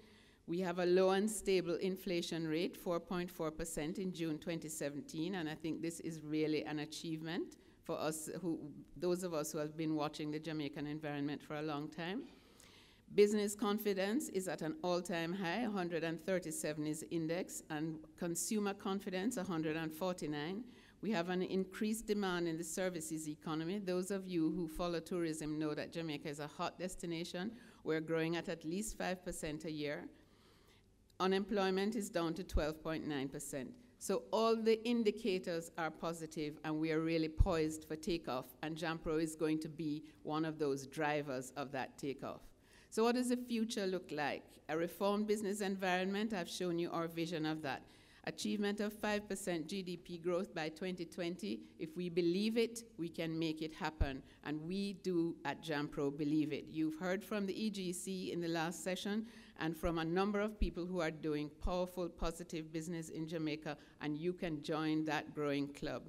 So we want to see the diaspora investing more heavily in the new business areas that we are promoting: logistics, outsourcing, tourism, medical tourism, agriculture, manufacturing, retirement villages. JAMPRO wants your business. Do I need to say it twice? I don't think so. Contact us and let us help you to get into business in Jamaica. Thank you.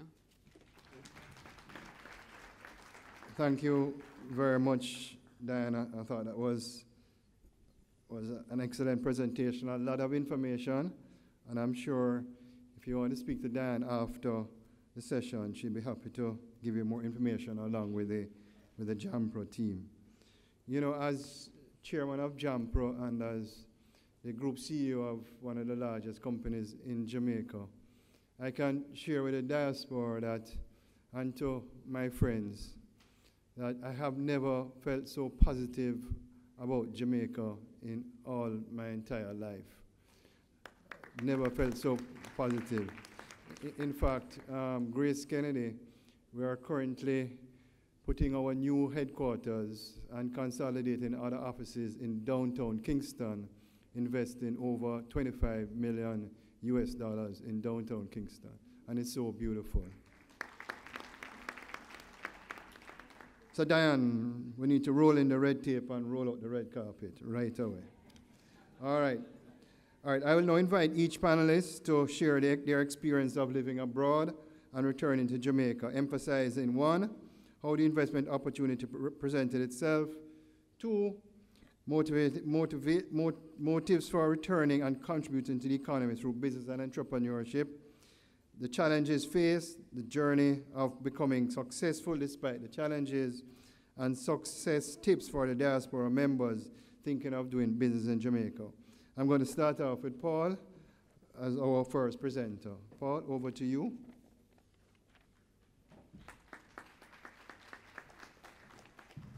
Thank you very much, Mr. Chairman. Good afternoon, members of the diaspora and Jamaicans here at home. I'm going to take the opportunity to wish you a warm welcome back home. I remember that day when it happened for me. I'm going to just tell you my story, and I don't have a presentation to give. in terms of a PowerPoint. But my story started when I left Jamaica at 16 years old. Fresh out of sixth form at Manchester High School, on my way to university in America. After studying aviation and business at Embry-Riddle Aeronautical University in Florida, I worked for 2 years in New York, and then for 15 years in Atlanta, and then back to Florida before returning to Jamaica. I ended up not working a day in aviation. I took advantage of my business degree and went into the business environment. Why did that happen? When I was in school, they had a little thing called deregulation in 1978. And most of the airlines were falling out of the sky: Eastern, Braniff, Air Florida, TWA, Pan Am, etc. So I decided I was going to go the business route because that was pretty common in my family. Prior to taking up an offer to return to Jamaica, I spent 15 years working for Caterpillar Corporation in the material handling division with responsibility across the Southeast United States for the dealer network. And when the opportunity presented itself for me to come back to Jamaica, I didn't think about it. I jumped in head first. After 25 years away, I'd always wanted to come back home because this is home for me. I was in the US, I was there working, networking, etc., but there was just never that feeling of being at home. And I'm sure many of you in this room, if you're honest with yourself, you're going to say, yes, that is true. Incidentally, this is my first Diaspora conference that I've attended. So when I was coming back home, I didn't come to a Diaspora conference. When the opportunity came, I just went for it. Just like I did when I had the opportunity to go to the US. And that's a point that I want to resonate with you. The same way you went to a foreign country and learned the ropes is the same way coming back to Jamaica for most of you. It is going to seem foreign. And you now have the opportunity to learn the ropes. It's no different to go into the US or to Canada or to England or to Spain or wherever. Our business opportunity presented itself 8 years ago. When I decided to leave the company I returned to Jamaica to be a part of. And what happened for me is that I was in the area of food, and I wanted to stay in the area of food because I recognized that it was one of those areas that was close to being recession-proof, because people have to eat. So most importantly, though, for me, I wanted to get involved in exporting. That was very important, because I'd always heard when I was away about the dollar sliding and imports being greater than exports and the balance of trade, etc. And I said, you know, instead of joining the breakfast club or the veranda club to talk about all the things that were wrong, I was going to start talking about all the things that were right and how I could contribute in making them even better. So we got involved in exporting. We don't sell 1 bottle, 1 ounce, 1 teaspoon of our product here in Jamaica. And the reason for that is because there are many players in the local market. And quite frankly, you don't take sand to the beach. So if there are many players in the local market, let's go find somewhere else where we can tell this unique story of Jamaica and have people gravitate towards us. And that's what we did. And so today, we're in over 1,000 retail outlets in the United States.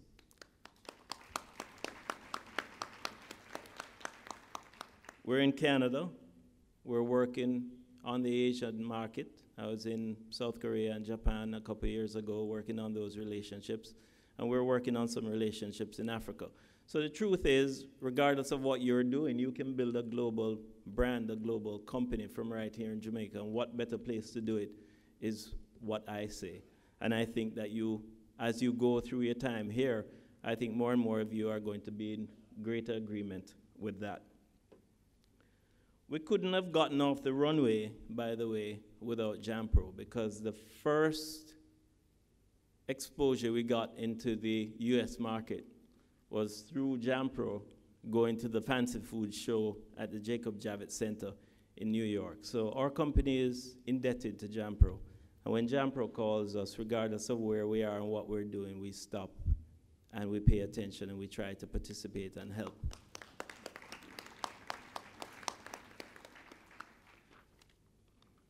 I was always motivated to bring my knowledge back to Jamaica. And that's another key. Because we go away and we get all this knowledge and all this exposure, and Jamaica is here, and the rest of the world is here, and we don't focus on the opportunity in the middle and how we can utilize our knowledge to change that. And so I'm challenging you today to recognize that you have the power, and you have the knowledge, you have the know-how, and now you have the space. And the great thing about Jamaica, I think, and as our chairman, Don, said, the opportunity here is significant because a lot of things that we can do, need to do in Jamaica is where the opportunity lies. So instead of looking at it as a negative, look at it as an opportunity. That's what the FDI people do every day. That's what Digicel did when they came to Jamaica. They looked at the opportunity. Our chairman asked me earlier, were you concerned about crime when you came back to Jamaica? And the answer is, really, I wasn't, because when I was in New York or in Florida, I remember when I couldn't walk down 42nd Street at night. So, you know, this myth that the crime is so overwhelming in Jamaica that it's going to stop you, we need to debunk that. If you come to Jamaica and you are committed and you want to be a part of success, and you want to bring people forward, and you want to create opportunities, and you want to help create jobs, you are going to be a player in reducing crime.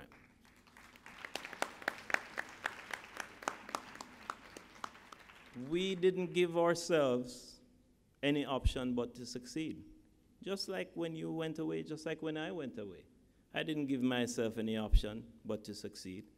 I went to school full-time, I did 2 degrees full-time, I worked full-time, and I graduated with honors.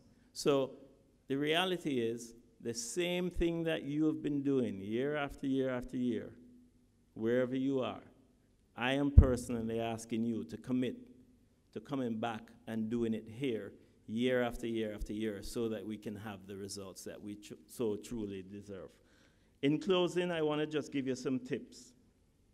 Tips from my own experience. I would say to you, find out what you're passionate about as a business for you, your family, and by extension, for Jamaica. Get into the game here. Don't try to do it via remote control. Many of us have done that, and it's failed, and we have blamed the failure of it on, boy, it's too hard to do it in Jamaica. No, tipping your toe in the water is not swimming. So I would encourage you to dive in and swim with us. Arm yourself, thank you. Arm yourself with facts. Do the research. Do not succumb to hearsay from friends or family. Everybody's experience is different. So educate yourself to the facts. People can have their own opinions, but certainly not their own facts. Just like you learn the process in the country you're now calling home, away from home, commit to learning the process here in Jamaica. The country you left or hear about from friends in the diaspora will not be your individual experience. Go out and experience it for yourself. Just 2 more for you. Network, network, network. Engage, be a coach, be a team player, don't be a know-it-all. And last but not least, last but certainly not least, align yourself with an institution of higher learning, give guest lectures in your field of expertise, bring more people along, share hope, and most importantly, commit to creating opportunities, and in the end, I think you will be greatly rewarded. I thank you very much for listening. Thank you very much, Paul. That was really, really good. Tiptoeing is not swimming. I must remember that one. Okay, Oliver, over to you.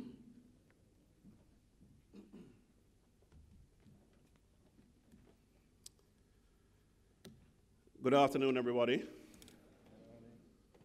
No, I know it's close to lunchtime, you know, but good afternoon, my fellow Jamaicans. Big up, big up, big up. Well, I think we've all this time we're going to be short because we really want to have a conversation and really want to understand from you what you're thinking about in terms of Jamaica. First, though, I must say thank you to JAMPRO for inviting me to the Diaspora Conference. To the chairman mentioned that he's known me for a while. I used to jump through a lot of fences from Summit Heights in Orange Grove over to Banana Walk, where the chairman lived. Richfield, where most of the big men them used to play football. And I would say 40 years later, I have jumped through a lot of fences to try and get onto the big man playing stage again. But seriously, we're all from Orange Grove very proud of what Don has done in terms of Grace Kennedy. So, I am you 16 years ago. I was in London on a very smelly tube going from West Brom Station in Fulham to St. Paul's Cathedral, where I worked. I was at the time 29 years old, one of only 2 black vice presidents at Merrill Lynch in Europe, and trying to figure out bunker for life or go home. And luckily at the time, or coincidentally at the time, a very good friend of mine and I were talking about various things, and including the media industry in the Caribbean, and the fact that every holiday that I took, I somehow found my way back to Jamaica. And I have friends in the audience here who can attest to that. Whether it was Christmas, springtime, summertime, Memorial Weekend, every day, every holiday, I found my way back to Jamaica. And he said, well, why not move home? And I said, well, you know, parents paid for me to go to college, graduate school, and he said, I have an idea. Why don't we get into the media business and buy some broadcast rights for the Caribbean? And I said, broadcast rights for the Caribbean, how does that work? Because as far as I know, the regulatory regime is very poor, payment for cable pretty much non-existent. Why do we be doing this? So we went through it, and as Paul said, we did our homework, looked at the numbers, and we put together a small group, about 5 to 6 people, put together about $2 to $3 million, and bought a set of sports broadcast rights that we would then pull together and sell to the broadcasters around the region. So TVJ, CVM, TV6 in Trinidad, CBC in Barbados. And very quickly, we ran out of broadcasters to sell it to, and we said, okay, why don't we start our own channel? And we came up with the name Sportsmax, and that channel was started in 2002. And at the time, there was nobody to run it because he was about to be off to become the CEO of the Cricket World Cup, 2007. The other partners were invested in their own ventures, and I drew the short stick. And I called my family and I said, I'm moving home. And I said, to do what? I said, to start a broadcast channel on cable.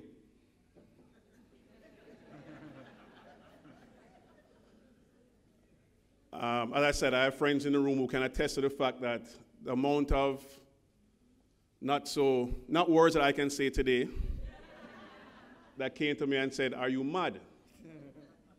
You're about to be promoted to director or managing director, the largest bank in the world. What are you doing? But for me, it was, as Paul said, I didn't feel like I was home. I didn't feel like I had friends around me. I had colleagues and I had associates, and I didn't feel like I was vested. And I made the plunge. I took my toe out of the water and I dove in head first with very little water in the pool. Let's just say that my father didn't speak to me for about a month after I made a decision. My best friend, who happens to live in Miami, to this day still thinks I made the wrong decision. But I'll give you the rest of the story why he has slowly changed his mind. So fast forward now. So we started that channel in 2002. 2002 to 2006 was a period of expansion for us, where we looked at how we're going to broadcast signal around the Caribbean. We were only in Jamaica, limited to Kingston and St. Catherine.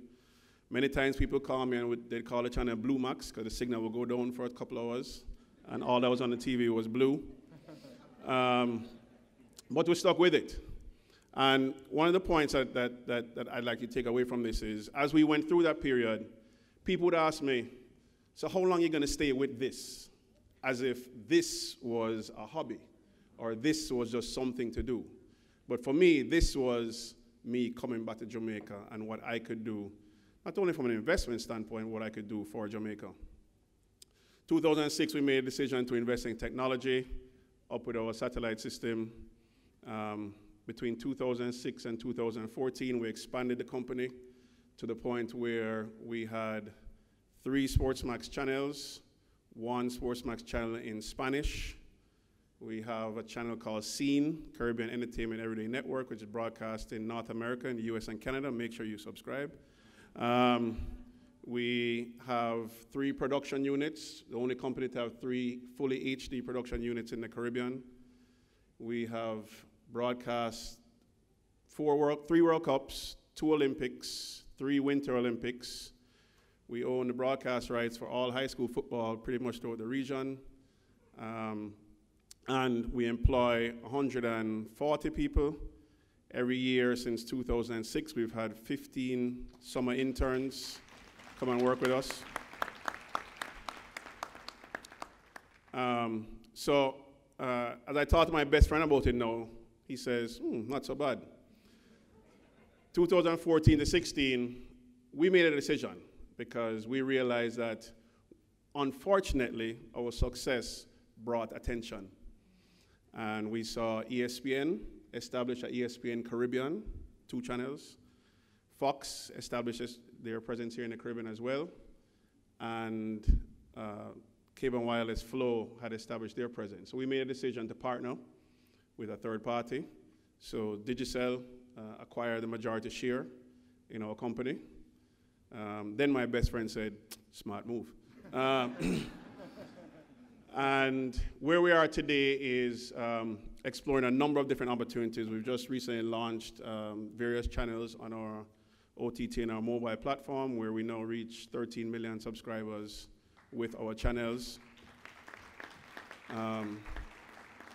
And last history on our company is that after the 2012 Olympics, we were selected with NBC, big NBC with a lot of capital. Our capital base is probably about, at that time, was 6 million of equity, just over 6 million of debt. We were selected with NBC as the top broadcasters of the 2012 Olympics, and competed with them in Lausanne for the award. For some reason, their $20 billion check to IOC got them over the hump. But nonetheless, we were at the table. The point of all that is that, people look at our media industry and don't realize the expertise that lives in the Caribbean to develop creative content and the talent that's here. So I look forward to talking to you for the rest of the day. Thank you. Wasn't that fantastic? A great story. And Ali, I'm also very proud of you in terms of your achievement. Oliver is a great example of the true entrepreneurial spirit in Jamaica. There's one part that I left off of his profile, which should have read, after selling SportsMax, he was flush with capital. Let me now introduce the doctor, Dr. Kingsley Chin. Your time, sir.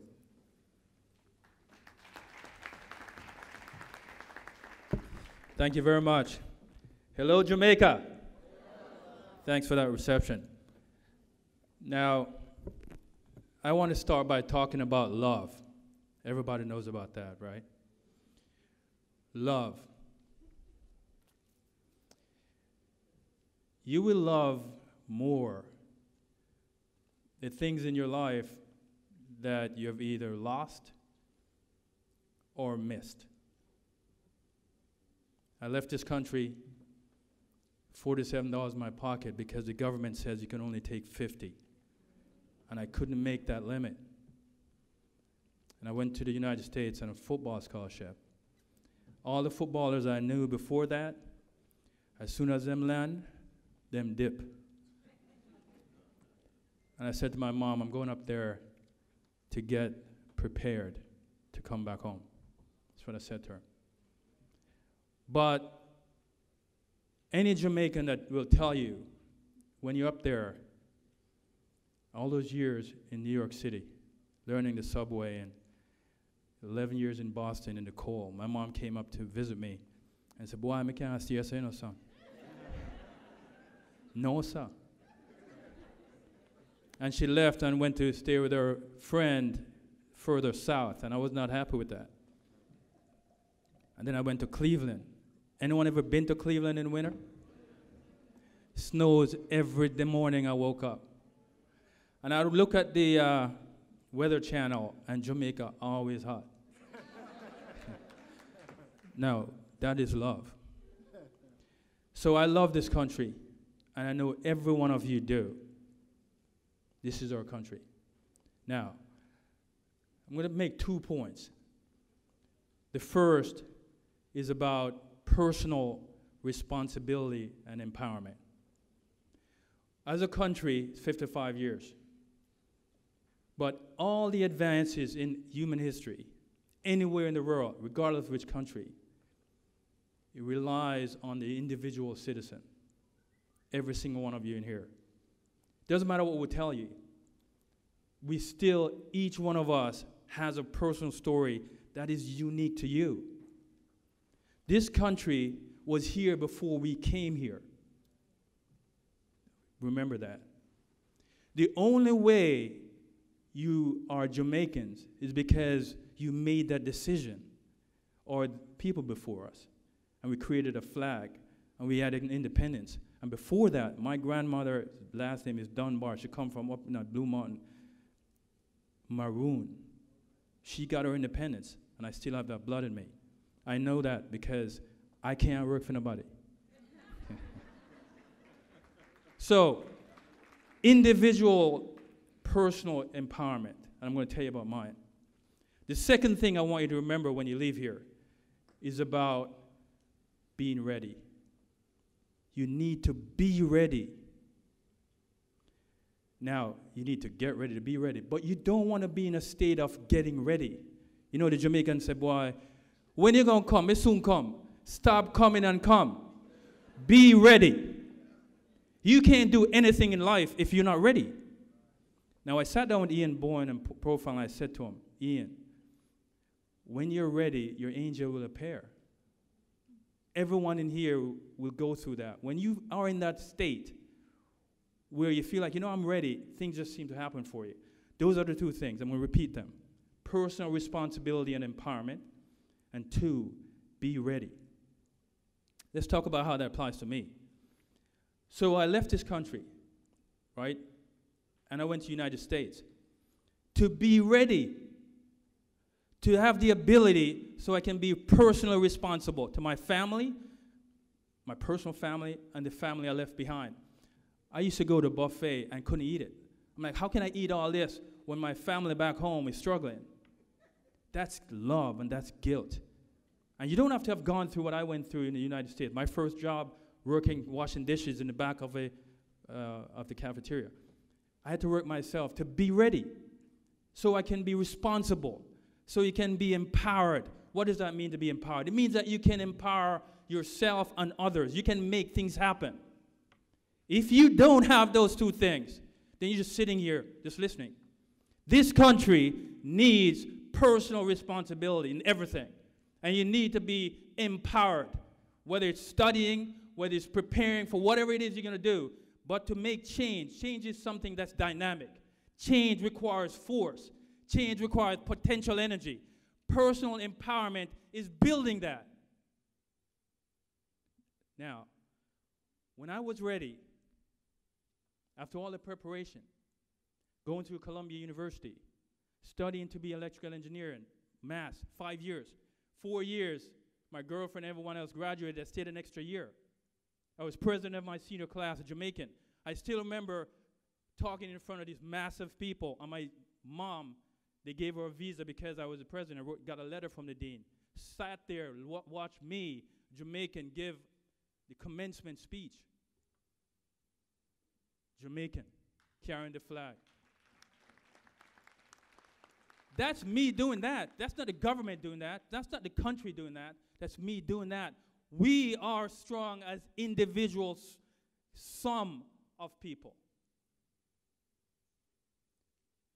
When I finished Columbia, I worked at AT&T Bell Labs, and I worked for Accenture, financial consulting, to prepare myself in business.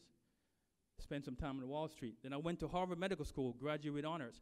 I was the only Jamaican admitted into the Harvard orthopedics program, the best in the world, 10 students. When I got there, I was working hard to prepare myself. When I was finished, went to the best fellowship program, worked with the best surgeon on the planet, Henry Bowman, and I thank him, he's now dead. When I was done, I went to University of Pennsylvania, spent 4 years. I talked to my friend Salman, I said, you know, you think I should go out there and make big money, or I should prepare some more? He said, Kingsley, you have a bigger plan, prepare some more. 4 years in academics teaching, chief of spine surgery, Jamaica. When I was done, I thought it was ready. So I knew what I was coming back to do, and I was preparing. So I'm going to show you a video of what I prepared for, because it's now here. Because I am ready to come back after 33 years. And Jamaica is now ready for me. It all happens. Why? Because when you're ready, opportunities are choices. Choices. When you're not ready, opportunities are discoveries.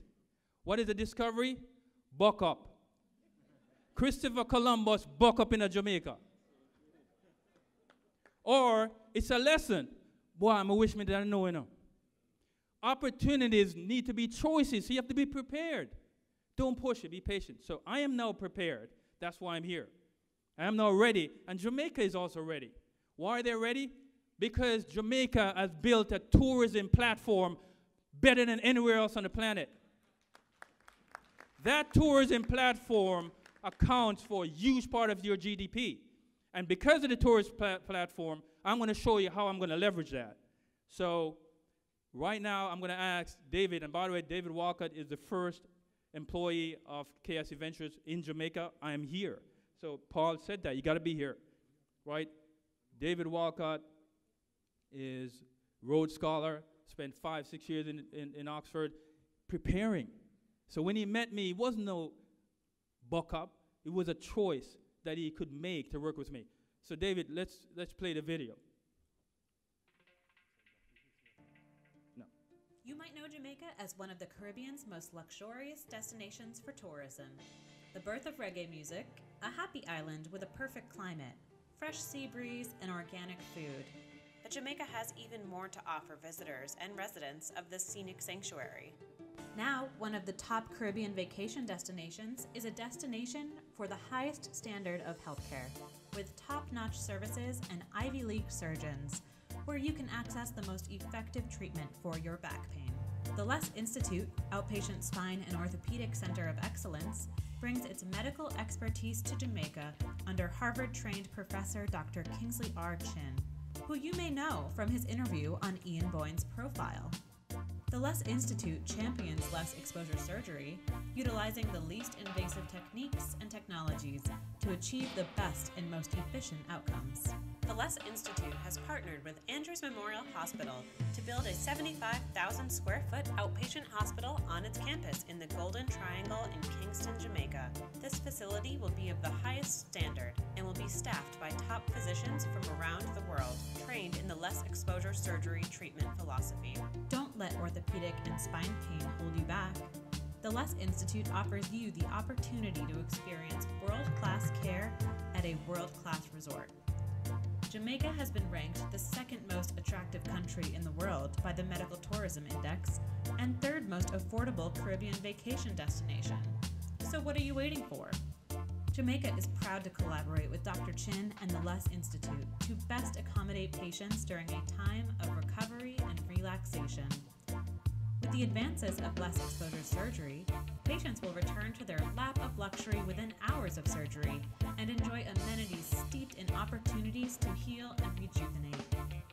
Soak in the island vibes in your perfect paradise to begin enhancing your lifestyle forever. Everyone deserves a life free of pain. Don't waste another moment in discomfort. With the Less Institute, you can get to a better place.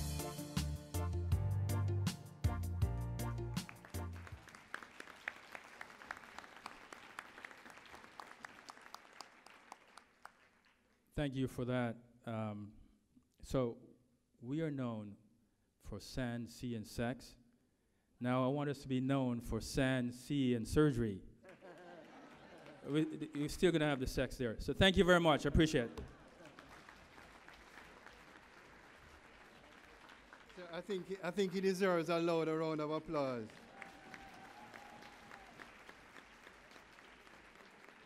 Dark as we, I was just saying, Jamaica, respect Jew, big man. Respect Jew, respect Jew. Have you ever heard the saying, I didn't ask to be Jamaican, I just got lucky? So true, so true. All right, I think Doc Ying will have a few questions that we can entertain. I know we're running way behind time, but this panel did very well. Any questions? Any thoughts? Are those mics working? Oh, they are. Okay, let us. I'm going to ask a few questions, and you can be very brief. Paul, let us start. How do you think Jamaica could further mobilize the diaspora to invest in the country? Thank you, Chairman. You know, I like to look at things from a very simple standpoint. Everything starts with a conversation. And from that conversation, you build trust. And from that trust, you then get comfortable. And from that comfort, you end up recognizing that there is really nothing to fear. So I think what we have to do is we have to continue to engage the diaspora. We have to continue to encourage you to also educate yourself more about Jamaica. And I say that because, you know, being born in Jamaica or being of Jamaican descent, and if you were born when I was born, which was back in 1963, and I left when I was 16, the Jamaica I left when I was 16 years old isn't the Jamaica I came back to at 41. So you really have to get the lay of the land, and again, just like you've been doing where you currently are, and we here on this side, including JAMPRO and the government of Jamaica and the business community and the private sector organization, the other organizations like the JAA, the JMA, etc. We have to constantly engage you, and there is no question that's too lengthy. There's no explanation that we should reserve. We should have you query everything, and we should be able to provide you with that level of support and service that will cause you to feel comfortable to be back. Okay, thanks. Okay, we'll have a question from the audience. Can you just say your name? Sure. Good afternoon to everyone. I'm Marlon Hill from Miami, Florida, practicing business lawyer and always advising people on the reverse migration. This panel really resonates with me. You know, Kinsley, Oliver, Paul. The question that I have is, you left at 16, you left at 14, you left at 15. What advice do you have for our private sector or public sector as to the advice that we need to be giving to our young people before they go away to school to increase the possibility that there will be reverse migration to start a KIC, Sportsmax, or Pedro Planes in Jamaica? All right, okay, great question, Marlon, and it's nice to see you. Marlon is a gentleman always in Jamaica, speaking about Jamaica. Really good to see you, boss. All right.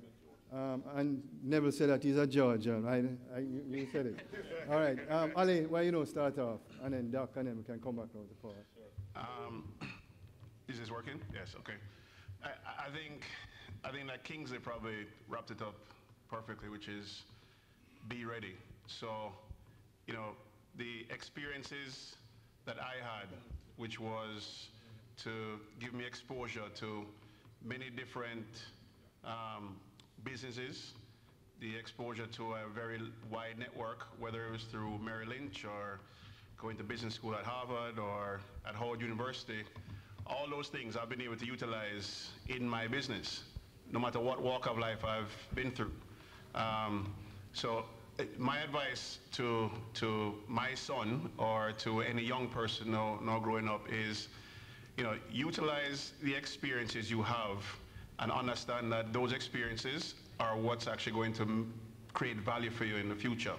So, you know, my friends will always say to me, boy, you're the only person I know that really stay in touch with everybody. Or you take advantage of all the opportunities by going back to visit, whether it's your schools or the companies you work for, because those are things that are almost your own wealth, right? That's all you're made of, is what you have experienced.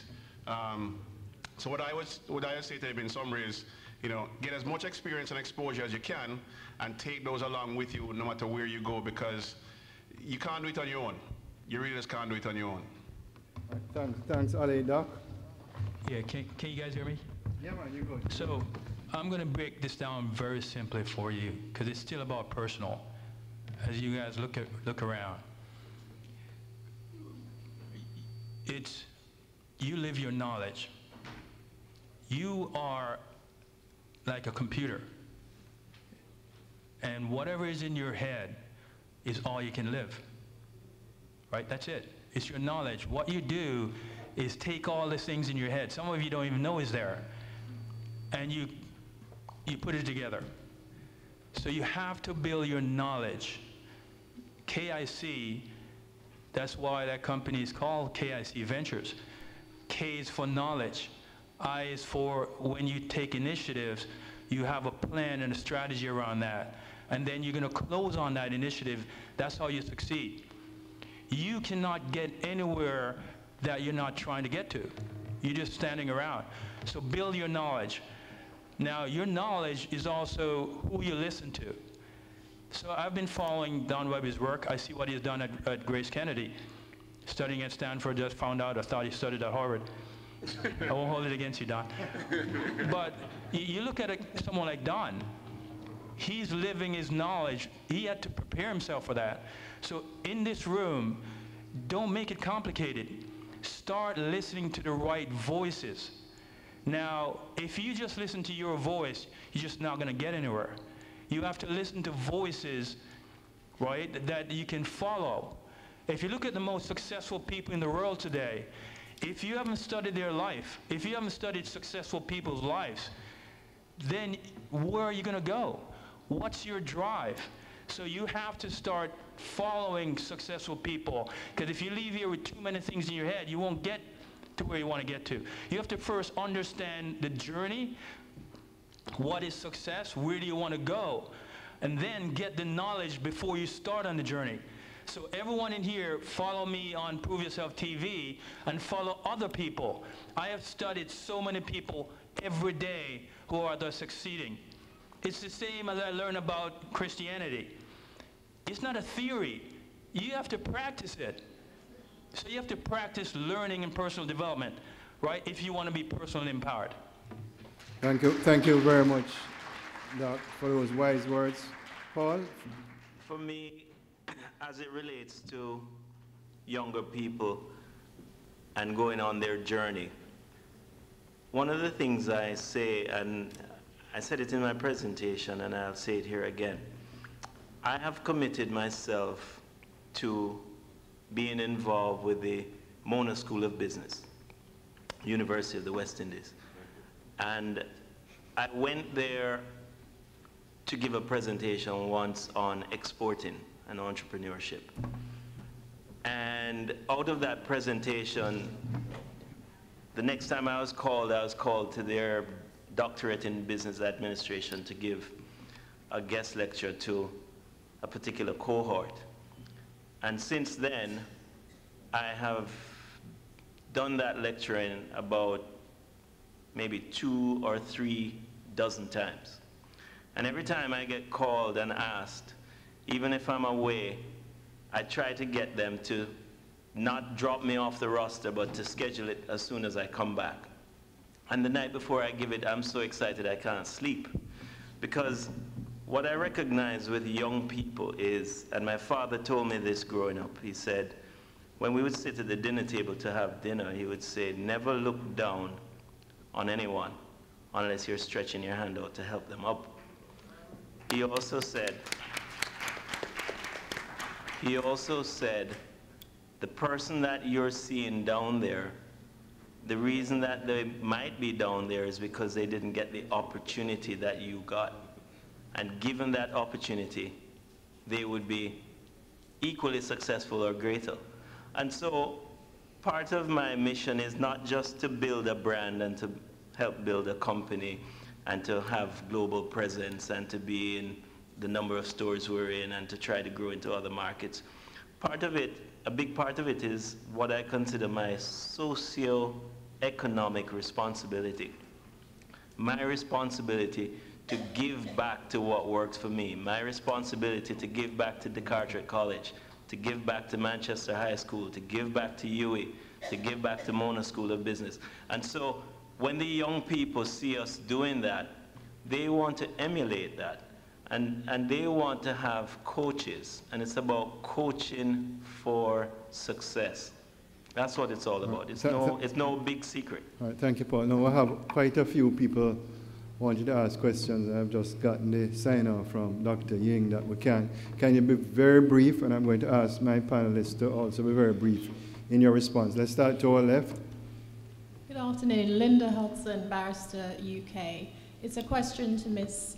Edwards, and it's the land titling system. Now, I must say it's a good move to have the electronic titling system. The question is, what, if any, attempts are being made to ensure that unregistered land, which I understand to be about 55% of the land in Jamaica based on a survey in 2015, okay, what attempts are being made to deal with that? Thanks. Let's go to our right now, and then we're going to... I just want to ask the question. Can you identify yourself? Yes, I'm Beverly Johnson from the UK. Brand Jamaica has been counterfeited in foreign countries. And I'd like for Paul to speak specifically, what have you done to protect your brand? And for Diane Edwards to answer, what has JAMPRO been doing to help with Brand Jamaica in our foreign countries? Thank you. Good afternoon. Douglas Reed, retired basketball coach. Dr. Chin, you went away on a scholarship and you seem to be an extremely focused young man, knew what you wanted. Many leave here chasing a dream. Can we get the question, sir? It's more an observation, Dr. Webby, please. They may falter. They don't reach the dream. They don't reach the professional level of their sport. They're wandering around North American cities. I would like to see them recruited, trained, brought back as coaches for our very junior players.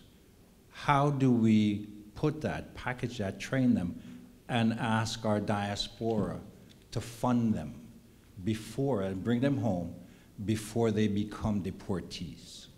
Is that possible? I heard the question. It's actually a very good one. Thank you. Okay. George Edwards, the letter E group here in Jamaica.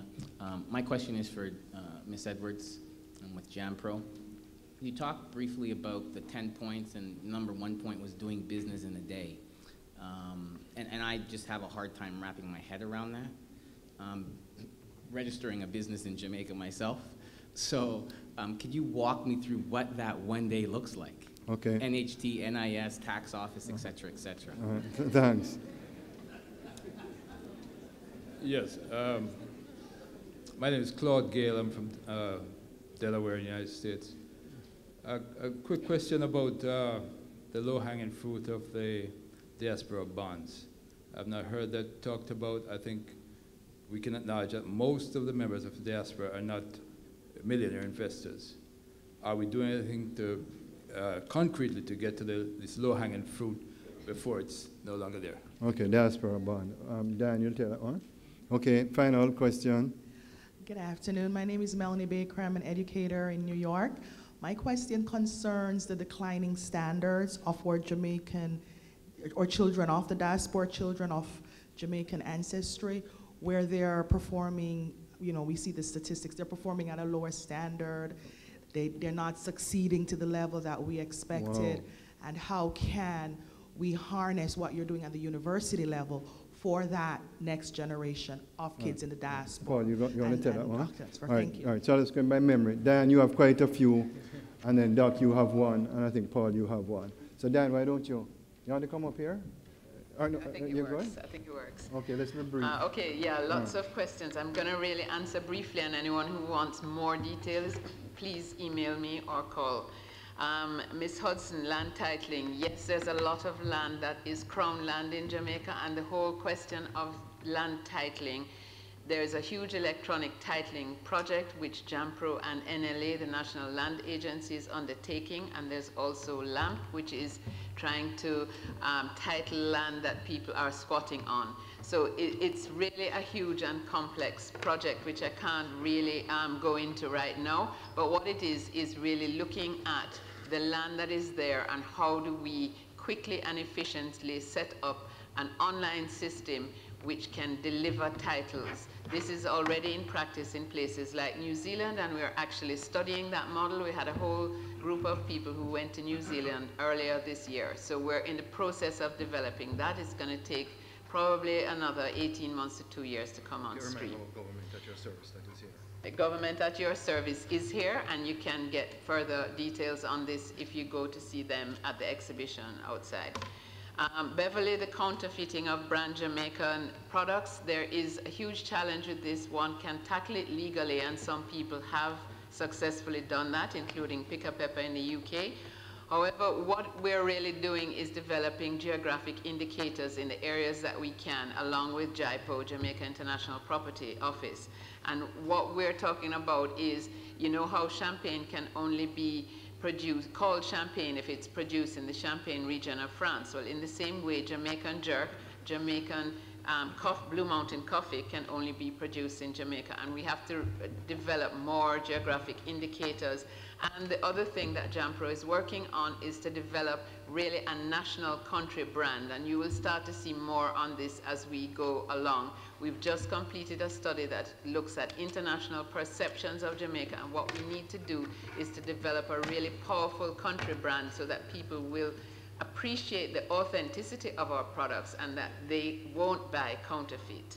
So I just want to mention in terms of an experience that we had at Grace Kennedy, and thanks to somebody in the diaspora that brought it to our attention.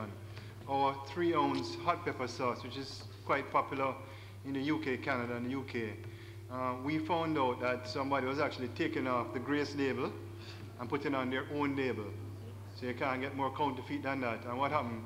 One of us in the market, one of the diaspora in the UK market, saw something that didn't look right and actually reported it to us.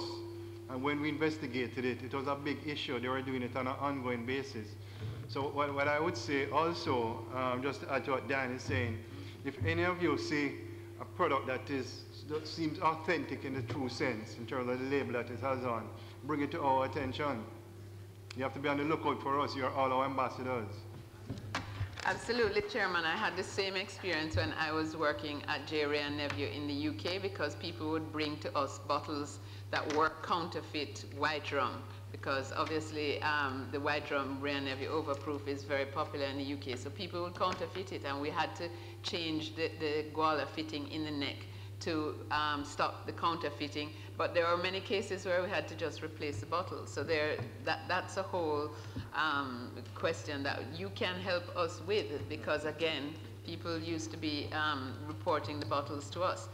The business, registering business in a day, that is absolutely possible. Again, this has been done, and we are following best practice in several countries in the world. Right now we're studying Singapore, New Zealand, and Mauritius for the models of how to do it. And it's really all about delivering these things online and developing the formats that can deliver online. And we're actually quite far down the road with that. The Companies Office of Jamaica, who also have a stand outside, can tell you more about it in detail, but this should be in place by the end of this year. So I think those were the main questions for me. Oh, one other thing, diaspora bonds. It was discussed this morning. David Panton is from the EGC is spearheading that movement, and I'm sure eGov can talk to you about that outside. Thank you. Right. Sure. I met with David, and I mean, we've been talking about this for the last 2 decades in terms of the diaspora bond. But having had a discussion with David, I feel fairly confident that something will happen this time. So let us be on the lookout for that. All right, Doc, if you can be quick for me. Brethren, I'm so sorry. We're running so touch on time. Maybe I'll touch on your question with what I'm about to say. I appreciate the coach speaking up, and because as much as we sit here and we talk about specific things around business and how we can do that, we have to build communities, because the communities are customers. Jamaica is only 55 years old, so there's a lot that we can do without reinventing the wheel. Now, my kids, Coach, from they were 3 years old, they have soccer games during the week and on the weekend. That's where I see all my neighbors. It's an incredible thing. All these 3-year-olds running around. And I'm sitting here looking at this and say, why isn't this happening in Jamaica? Why? Because we don't build communities. A community is not a gated community because you're safe there. You need that. But building communities in this country is something that will spur business like you can't imagine. So it's not a security problem you have a community building problem, right? Yeah. So that, for example, if you had more communities, you'd have more coaches, because all the coaches for my kids are parents. All right, thanks, Doc. I'm getting the wrap-up. So now I know what it feels like to be a movie producer or a TV producer. I'll be very quick, Chairman. I think I had 2 questions pointed at me, one about Brand Jamaica and protection, and the other about education for the youngsters in the diaspora. I'll just say to you quickly on Brand Jamaica, for Pedro Plains Jamaica Jerk, we now have the geographic indication on our brand. And what that means is that, much like Dan said, we're getting to the point where people can no longer say Jamaican jerk on their product unless it's made in Jamaica, product of Jamaica, and we're policing that vigorously. I worked on the panel with JAIPO and with WIPO, JAIPO Jamaica Intellectual Properties Office, WIPO World Intellectual Property, and we got it. And we're underway now for coffee and for turmeric and for other things. So that is fully in train. The other thing is, as it relates to education for youngsters, I don't want to make this seem very simple, but one of the things I would tell you to consider is that if you have these youngsters who are getting in trouble in the US, we have some very good boarding schools here in Jamaica that would straighten them out in a heartbeat. You're talking about Manchester? I went to one, it's no longer a boarding school, but back in my day, 1973, the Carteret College. It's now a co-ed school, but you have Monroe, you have Westwood, you have Hampton. You have all these schools, so don't be afraid to send the kids back home. All right, thanks a lot. We're going to wrap up now. I just want to say one thing to my brothers and sisters from the diaspora. I have been in many boardrooms, both public sector, as you would have probably heard, and the private sector, with a lot of technical discussions about IMF and GDP and what we're going to do to grow the economy and all that sort of a thing. Very technical and so. But I feel very strongly about this. Very, very strongly about this. The future of Jamaica is to have a more educated Jamaica. I also feel very strongly that education, a good education, is not a privilege, it's a right. A better education, please. And sometimes it's not the money, it's just that guidance that they need. to guide them in the right way. All right, I always finish my presentations by saying this to all. If I am in Germany, Africa, I always finish, America, anywhere I finish, I always say, God bless Jamaica, the greatest country in the world. Thank you very much. And thanks to my panelists. Well done. Thanks, Dan. Another round of applause for the panelists. Just one fun announcement before you leave. Please remember the oldest session this evening. The pickup for the bus will be at 7 p.m. at the Pegasus. The courtly persons are asked to walk over to the Pegasus, and pick up at the Nussford Court is at 7:15. Have a wonderful time this evening. But please, before you do that, come back to the session after lunch.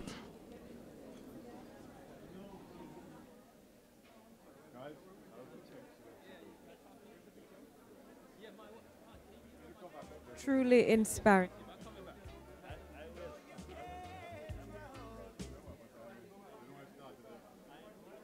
Who left Jamaica as youngsters, went overseas, and came back to invest in their country. Yes. I'm inspired.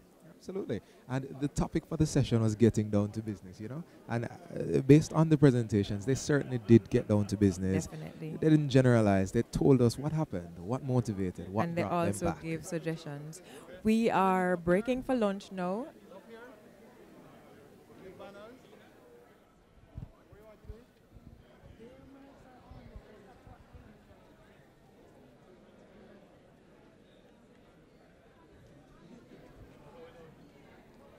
We're breaking for lunch now, but we invite you to continue to stay with us as Mr. Ian Boyne prepares to interview Jamaican High Commissioner to the United Kingdom, Seth George Ramakan. So continue to watch, continue to share the stream. Absolutely. Hashtag Jamaica55 and hashtag Diaspora Conference on Twitter.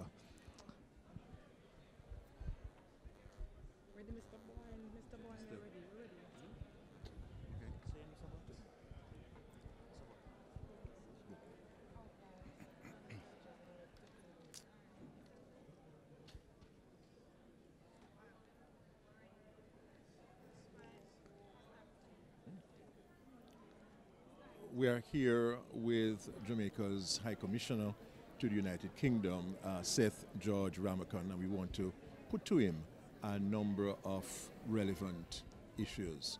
I'm Ian Boyne. Good to have you. Thank you, on, Ian. at this session here at the Diaspora Conference, High Commissioner. Yes. Primary among the concerns of Jamaicans, both here and in the UK, is the issue of the deportation of Jamaicans from the UK, the amount of work that the High Commission puts in to ensure that every case of deportation is justified. Yes. And that the best is done for each person. This has been a matter of controversy Yes. here. Could you shed some light on that? What the Commission does? Of course. with But that before I regard? do that, let me demystify a little bit about deportation. Deportation is sort of promoted as something that happens to Jamaica and Jamaicans overseas and all that. The fact is that Jamaica also deports people. Last year alone, 400 people were deported from Jamaica outside. So, you know, it is as much as we talk about deportation, we must understand why deportation happens. Deportation is a consequence of the breaking of the immigration law of a country. And therefore, persons who are deported are found wanted on compliance with the law of the country. Now, when someone is to be deported, usually what happens is that the authorities identify them, it is brought to their attention, they're either given the warning or they are incarcerated, depending on the nature of the person's status. And then the process begins. You know, this idea that people are just picked up off the street and they're just thrown on a plane and all that, it's absolutely wrong. It's nothing like that happens. The individuals no longer ahead of time. I, for example, have been to the centers where persons might be held for deportation. Speak with them, speak with the authorities. Meet with, for example, the Home Office. The person in the Home Office, talk to them about the situation facing these individuals, right? Go and meet with the individuals, find out what is going on, what is are the reasons behind their intended deportation. The High Commission is notified when there is an intention to deport a person. Absolutely. High Commission is notified. And there's intervention so that the persons already know, the High Commission already know that there's a process in place, and then what the High Commission does is to work with both the person who is to be deported as well as with the authorities to see what can be done. Now, what do we do? For example, we talk with the individuals to find out whether they would not opt for voluntary removal, because you don't have to be deported. Oh, there's that option? There's the option that you can voluntary removal. I mean, you can decide that, look, I realize I'm wrong, and I mean, and this may lead up to me being forcefully removed. So there's forceful removal, and there is voluntary removal.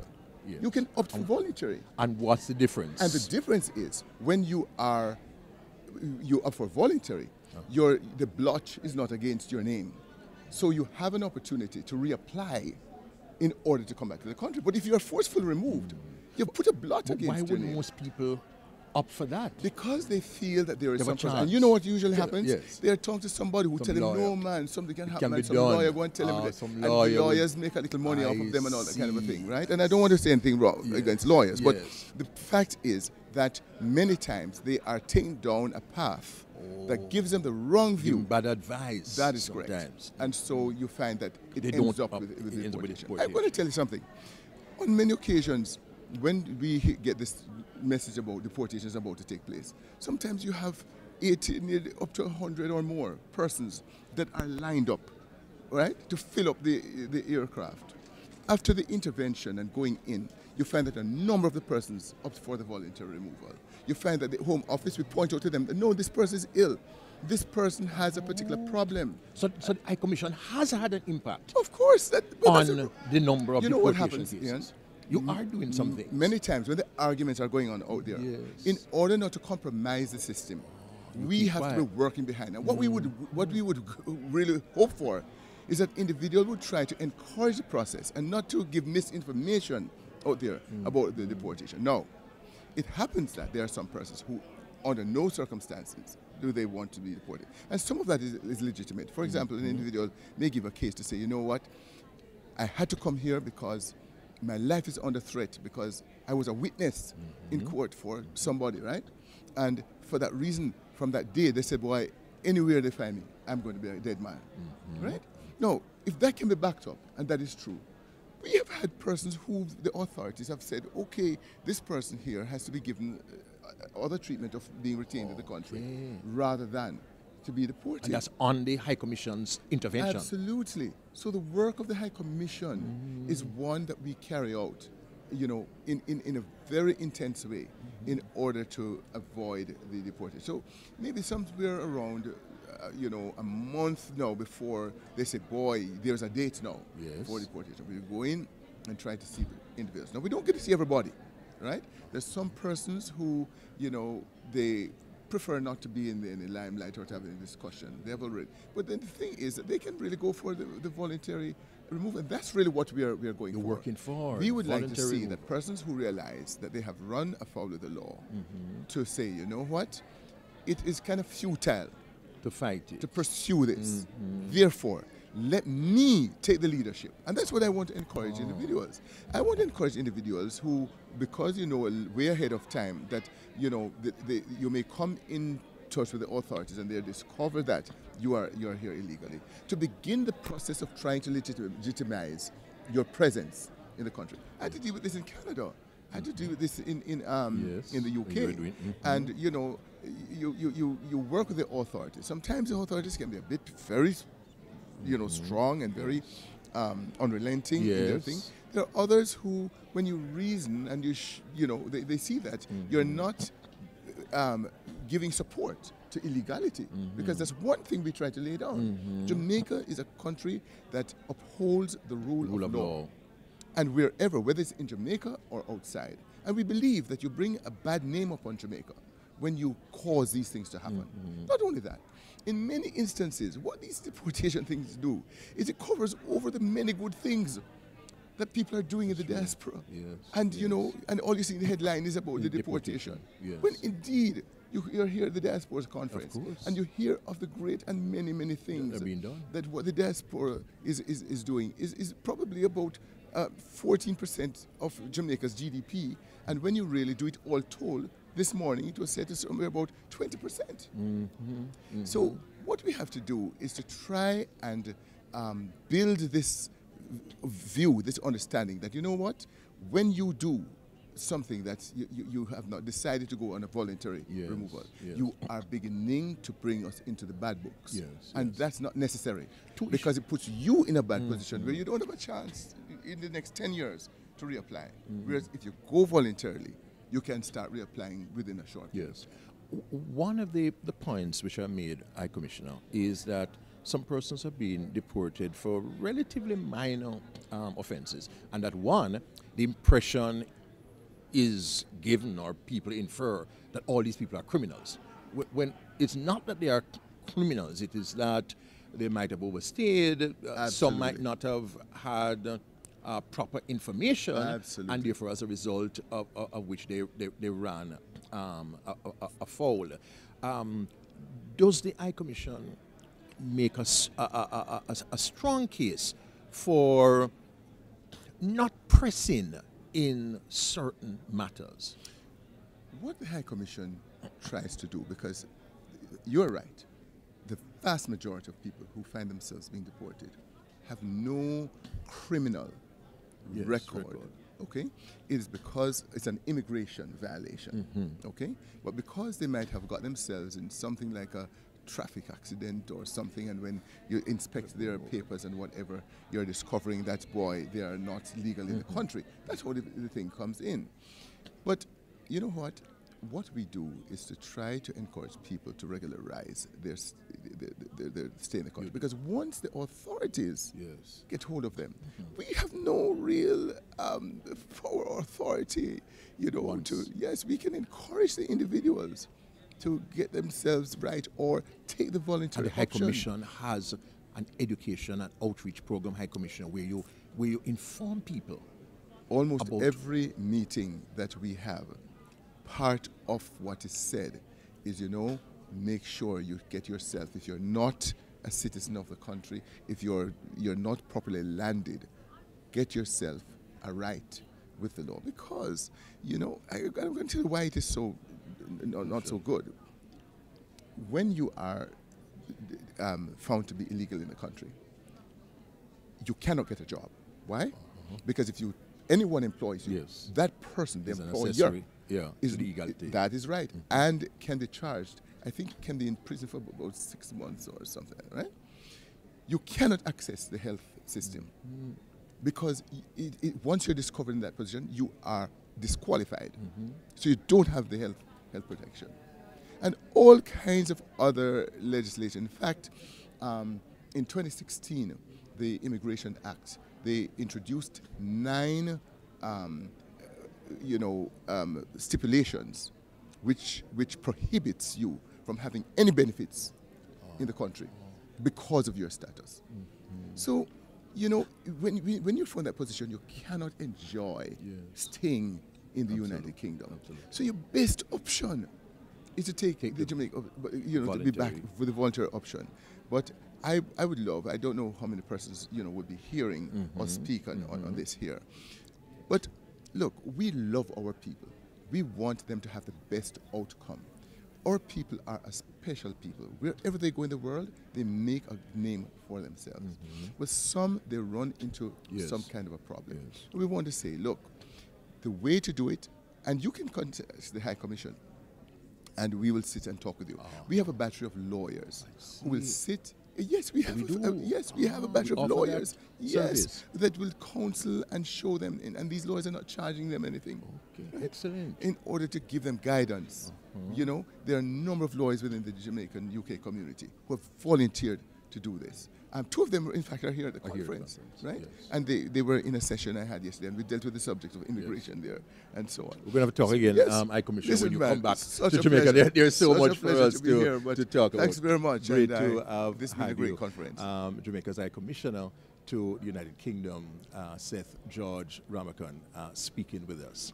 We thank you for your company.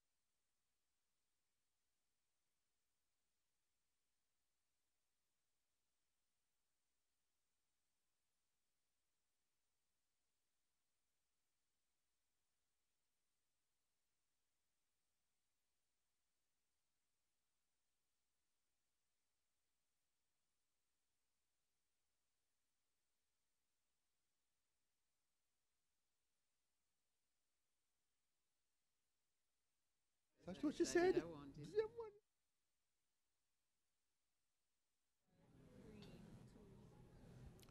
We're at the Diaspora conference where there's been so much of a buzz of activity, so many things taking place, a number of exciting presentations. And we have with us the president of JAMPRO, Dan Edwards. JAMPRO is the government's investment agency, an agency that has been playing a very significant role in Jamaica's economic development. I'm Ian Boyne. Good to have you on the program, Dan. Your own assessment of this conference. I think it's been very exciting. I think there is a real buzz. I think people are engaged, they're excited, they're motivated to be home. And I think that there is really a warm feeling in the room. Having lived abroad myself for over 16 years, I thought, wow, you know, there's just so much energy and enthusiasm for Jamaica still among our diaspora, because in the end, this is home. No matter how long you live abroad, this is home. And even if for many people I know who are not born here, this is still home. It symbolizes that warm feeling of being yourself and being where you want to be.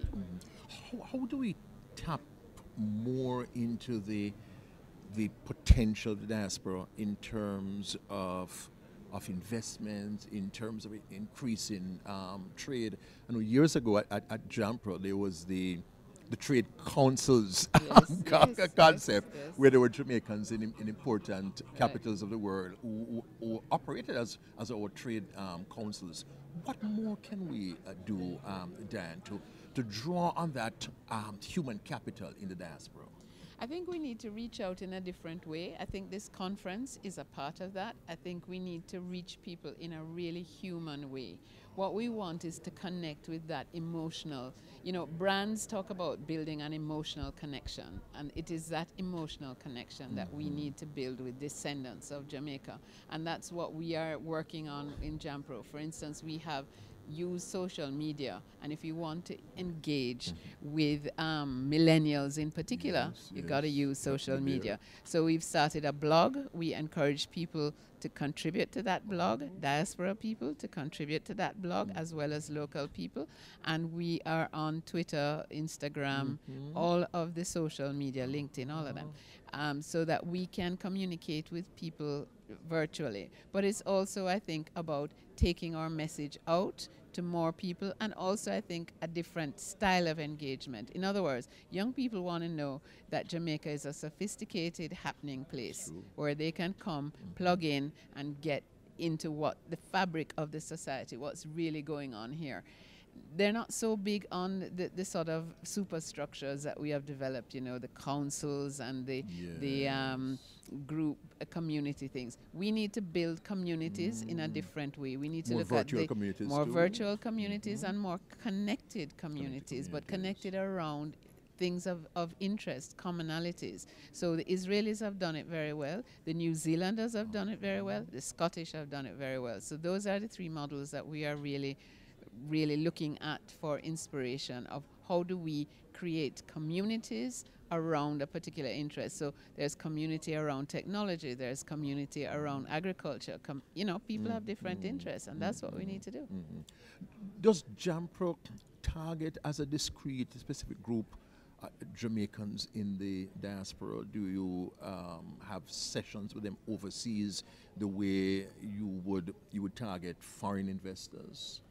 We do to a certain extent, but what we've found is that the diasporans or descendants who would do business with Jamaica are often very blended into their host country. So they are not in the diaspora organizations, and that's what I mean about a different means of connecting with people. So you have to connect with them where they live and where their interest is. So if you look at someone like Kingsley Chin, who was just on our panel, Dr. Kingsley Chin is a doctor, and he's first and foremost a doctor. So we connected with a whole group of diasporans in Atlanta and in Washington on a medical tourism mission. We connected with doctors because their interest is medicine and medical tourism. We connect with people who are in finance because they're in finance, but we don't connect with them primarily because they're diaspora, although they are diaspora, if you see what I mean. Understand. So it's going to where people's interests lie and creating that community around the interest and showing them that, hey, medical tourism is an opportunity in Jamaica. And as I sat and listened to Dr. Chin, I thought how excited you must be, because the last time when you came on the show and spoke about medical tourism, we got so many favorable responses. People were so excited about the possibilities that you spoke about through medical. And he's doing it. Yeah, he's doing it. And he's actually at Andrews Memorial has built up this whole new ward. That's what he's working on now. And he has inventions that help back problems, particularly slip discs and those kind of common back problems. So it's very exciting. And one of the people whom we wanted to have on the program is Conrad Curlew, who has G West Medical Center in Montego Bay, which is full with several different medical disciplines. And many of them are returning residents, like the ones who set up the dialysis center in G West in Montego Bay. So there's a huge interest in this area. We just need to capitalize on it. I need more people in the foreign market to work on this. Because studies have been done for a long time to show the tremendous potential of Jamaica as a location for medical tourism. Absolutely, and our neighbors are doing very well with it. Thank you very much. I mean, Dominican Republic, Colombia, Mexico, Costa Rica, where I was a couple of weeks ago, they have done extremely well. We're late to the party, but we have to do it bigger and better. We spoke also when the last time we chatted here about the potential in terms of the provision of legal services. I don't know what has happened since, whether we want to talk a little bit more about that in terms of investment. We have one lady who is actually, she has the Law College of the Americas in New Kingston, and she is doing some legal process outsourcing. So we actually have a plan to go and talk to the Bar Association as well. We haven't gotten around to it yet, but we will, because that is a natural. I mean, we have one big BPO operation here owned by a Jamaican who is doing really successful work. He's up to about 1,000 people or close to. And I know that JAMPRO is particularly interested in Jamaica's moving up the value chain in BPO. Critical. And you heard Odetta Rockhead Carr tonight, this morning, talking about the need to move up that value chain, because otherwise the low-end jobs will be replaced by robots, and that's the critical element. So what we are working on now is some really exciting new projects which are going to do things like data analytics. So that's going to require a higher level of skill. So what we really need is to show our young people that outsourcing is not just about answering the phone, because not call centers. No, it's not. It's actually about customer service, legal, HR, finance and accounting, and you have to have skills. So I keep saying you have to have the skills. So we need our young people to upskill. And the special economic zones also provide a significant area of potential growth. Certainly our move into a more logistics-centered economy opens up a lot of opportunities. Well, I'm dying for these SEZ regulations to be out, I'll be honest. But they are about to be published. So certainly in the next month, we should see them published. And then all those people that we have now waiting in the wings with their investments will now know what regulations they're going to operate under, and they'll be ready to start their operations. Good. Finally, Dan, how is Jamaica looking in terms of its investment profile and its whole attraction of investment since 2017? Well, you just saw in my presentation that we were named #1 for business friendliness in the Latin American and Caribbean region, which I think is pretty big. That's big. And for connectivity, we were in the top 10. So these are critical indices. Accolades and indices that we are gaining. So I think we are really in a very good place. I mean, the macro indicators are good.